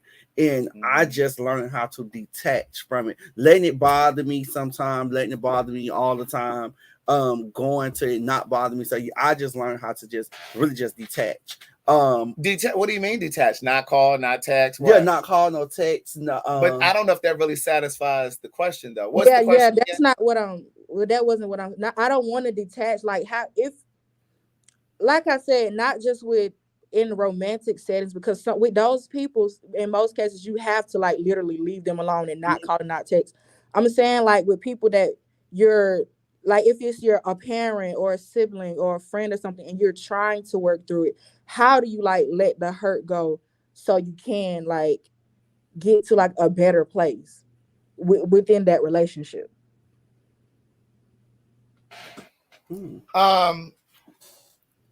Well, but see, part of that for me is I guess it's like forgiveness. Like, how do you? Yeah, it really is about that. That's really what you're asking. It's like it really is about forgiveness for me, and that's one of the biggest things that I'm learning through this thing too. What I'm learning is just because a person loves you doesn't mean they can't hurt you. Right. But and what that's if you don't? and that's in both directions. I don't want you all to think that I'm saying Carlton hurt me, and that what I'm saying is when you're in a relationship with somebody in front, like I hurt Keon the other day, so I apologize. That's what happens in relationships, period. It happens in families, it happens in relationships, romantic relationships, it happens in friendships, right? So for me, a part of the process that I'm in right now, this stage that I'm in right now, is learning that people are people. People are human, and people make mistakes. And sometimes and life is a dance. Relationships are a dance. Friendships, relationships, family, it's a dance. And every now and then you're gonna step on a bitch toe. Yeah. Sometimes unintentionally. Yeah. Now that intentional shit that I was talking about earlier, when somebody is intentionally cheating, like the T.I. Tiny thing, you know that hurt that woman when you cheated. And okay, then you smooth things over for a few months or a year or two, and then you out here doing it again. That's something different. But how do you go about forgiving when you, like you said, okay, people can still love you and still hurt you? Well, because I think it depends. But at some point, don't you feel like it gets to a point where you feel like they don't truly love you, though? I think if the behavior continues, but I think when a person self-corrects and they really, make the effort to self-correct, you know what I mean? Like, and I ain't gonna go into a whole bunch of stuff, but like, for example, like Carlton came and he hand wrote a letter to me and put it in. This is when we had broke up and we weren't talking. We hadn't talked for 2 months. He hand wrote a letter, spelled shit out in the letter, and came to my house and put it in my mailbox. Right. Okay. I'm not talking about romantic love. I'm talking about like family. Like this specific situation I'm talking about, like personally, is like somebody that, that's a family member. So I don't know. I guess what I'm trying to say is I don't really know how to forgive this person because I don't believe that. Well, did they do anything to earn your forgiveness is my question. I feel like in this instance, he tried to earn my forgiveness. You understand what I'm saying? Yeah. Did this person? So I'm not tripping is basically what you're saying. Because I don't feel like this person has really done anything or really took accountability to earn their forgiveness or anything. Yeah, I think offline you have to just give us the real true story because I can't really answer it without you. It's like you tiptoeing around it, you know what I'm saying? So I can't give you a real answer because it's like you don't want to say it because we're on live. You know what I'm saying? Look at Mr. D. Oh, Mr. D, you get your ass in here talking about this a long flight, bitch. We talking about this a long flight. In other words, land the plane. Right. Okay, Keon. I'll do what you said and we'll talk about this elsewhere. Okay. All right. What's Thank wrong you. with Mr. D? Ho, shut up. Amber still has to get a little working on. She's finishing anger management. Thank you, Lady C. I'm going to say thank you to my people now who are sending the cash app. Thank you, Lady C, Lachelle Simmons, Rosa. Is this my girl that was in Girl, I didn't know I had mine turned off. Is Rosa, is this my girl from New Orleans, Blessed Destiny? Rosa's World? I think that was her. That's her Destiny, yeah. Oh, she cute. Look at her. Michelle Witt, Wayne Mills, Pam, Vontae, Nicola, Brittany, Barbara, behind her smile. Thank you very much. Y'all, everybody know I always like mine, so I don't shout people out for, because not everybody want to. But thank you so much for those who did send on the Cash App. I greatly appreciate it. I'm laughing at some of y'all quotes and messages that y'all putting in the Cash App. So I definitely see it. So thank y'all so much. Listen, you guys have an amazing night. Thank you guys for watching. We're down to 632 people. We had about 700 some in here. Yes. I know it's getting late. Craig, we got to go to 9 to 5 tomorrow. Who? Me and some of these people. Oh, I thought you were talking about me and you. Oh, no, girl, you ain't got the 9 to 5. Go Gadget. I wasn't going to go into the letter. I wasn't going to tell y'all what was in the letter. I just was going to say he dropped off a letter and he went into specific stuff that he apologized for and he owned. There were things that he owned. So yeah, but anyway, you guys have an amazing night. Brush your teeth, floss your teeth, brush your tongue. Tomorrow is $5 Friday, Fine Nigga Friday. So I'm definitely gonna give y'all live tomorrow. And we have some Patreon that we're gonna upload for you guys. I'm gonna drop the Patreon. Our Patreon is scrolling at the bottom, patreon.com/Craig and Keon. And yeah, so we'll get that to you. You gonna upload it tonight? I might. You'll get it tomorrow. All right, y'all. Thank y'all. Thank you for the support. Bye. This has been a long 4 years, good 4 years. Yes. And we got some more comments for y'all. We got more for y'all. Subscribe to the Patreon. Telling Our Stories episode 4 drops Monday at 9:00. Bye. Oh, wait. We got a sale going on over there. Who is this, Will Kim? Look at Will. He late. We got a sale going on over there at CraigTheWriterStewart.com. My first 2 books are on sale for $15. And then I also took off 25% of all of my merchandise at Craig the Writer Stewart. The coffee mugs, the water bottles, the t-shirts. The promo code is CTWS25. That's for the merchandise. The books are automatically marked down. All right? Bye. Girl, she love to get her good promo in. I should have said it at the top of the line. Until next time. Thank you, Fredonna. Have you ever felt like you've been discriminated against by the Black community as a whole? There's discrimination even within our own community. For sure. People always say they won't date the bisexual, but they are always knocking on my door. A lot of trans women didn't identify with Caitlyn because she still moved as a white man. If you could go back to the beginning of your life, and if you could choose your sexuality, would you choose to be heterosexual? This is going to get good. I had this idea to do this conversation. I'm calling it Telling Our Stories, a conversation with Black queer men and women. I wanted this conversation to be an opportunity for us to bridge the gap. We're not here to try to change anybody's mind. It's just a free-for-all conversation. There are no right or wrong answers.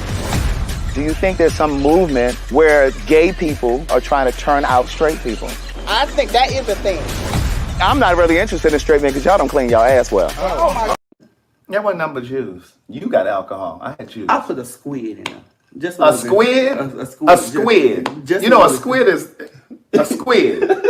You put a squid in there. Or a smidge. You're trying to say smidge. I put a little bit in there, girl. I know exactly what I said, girl. Just a squid. A squid, just a little bit. Oh, okay. Calamari. That's what's in there. Calamari.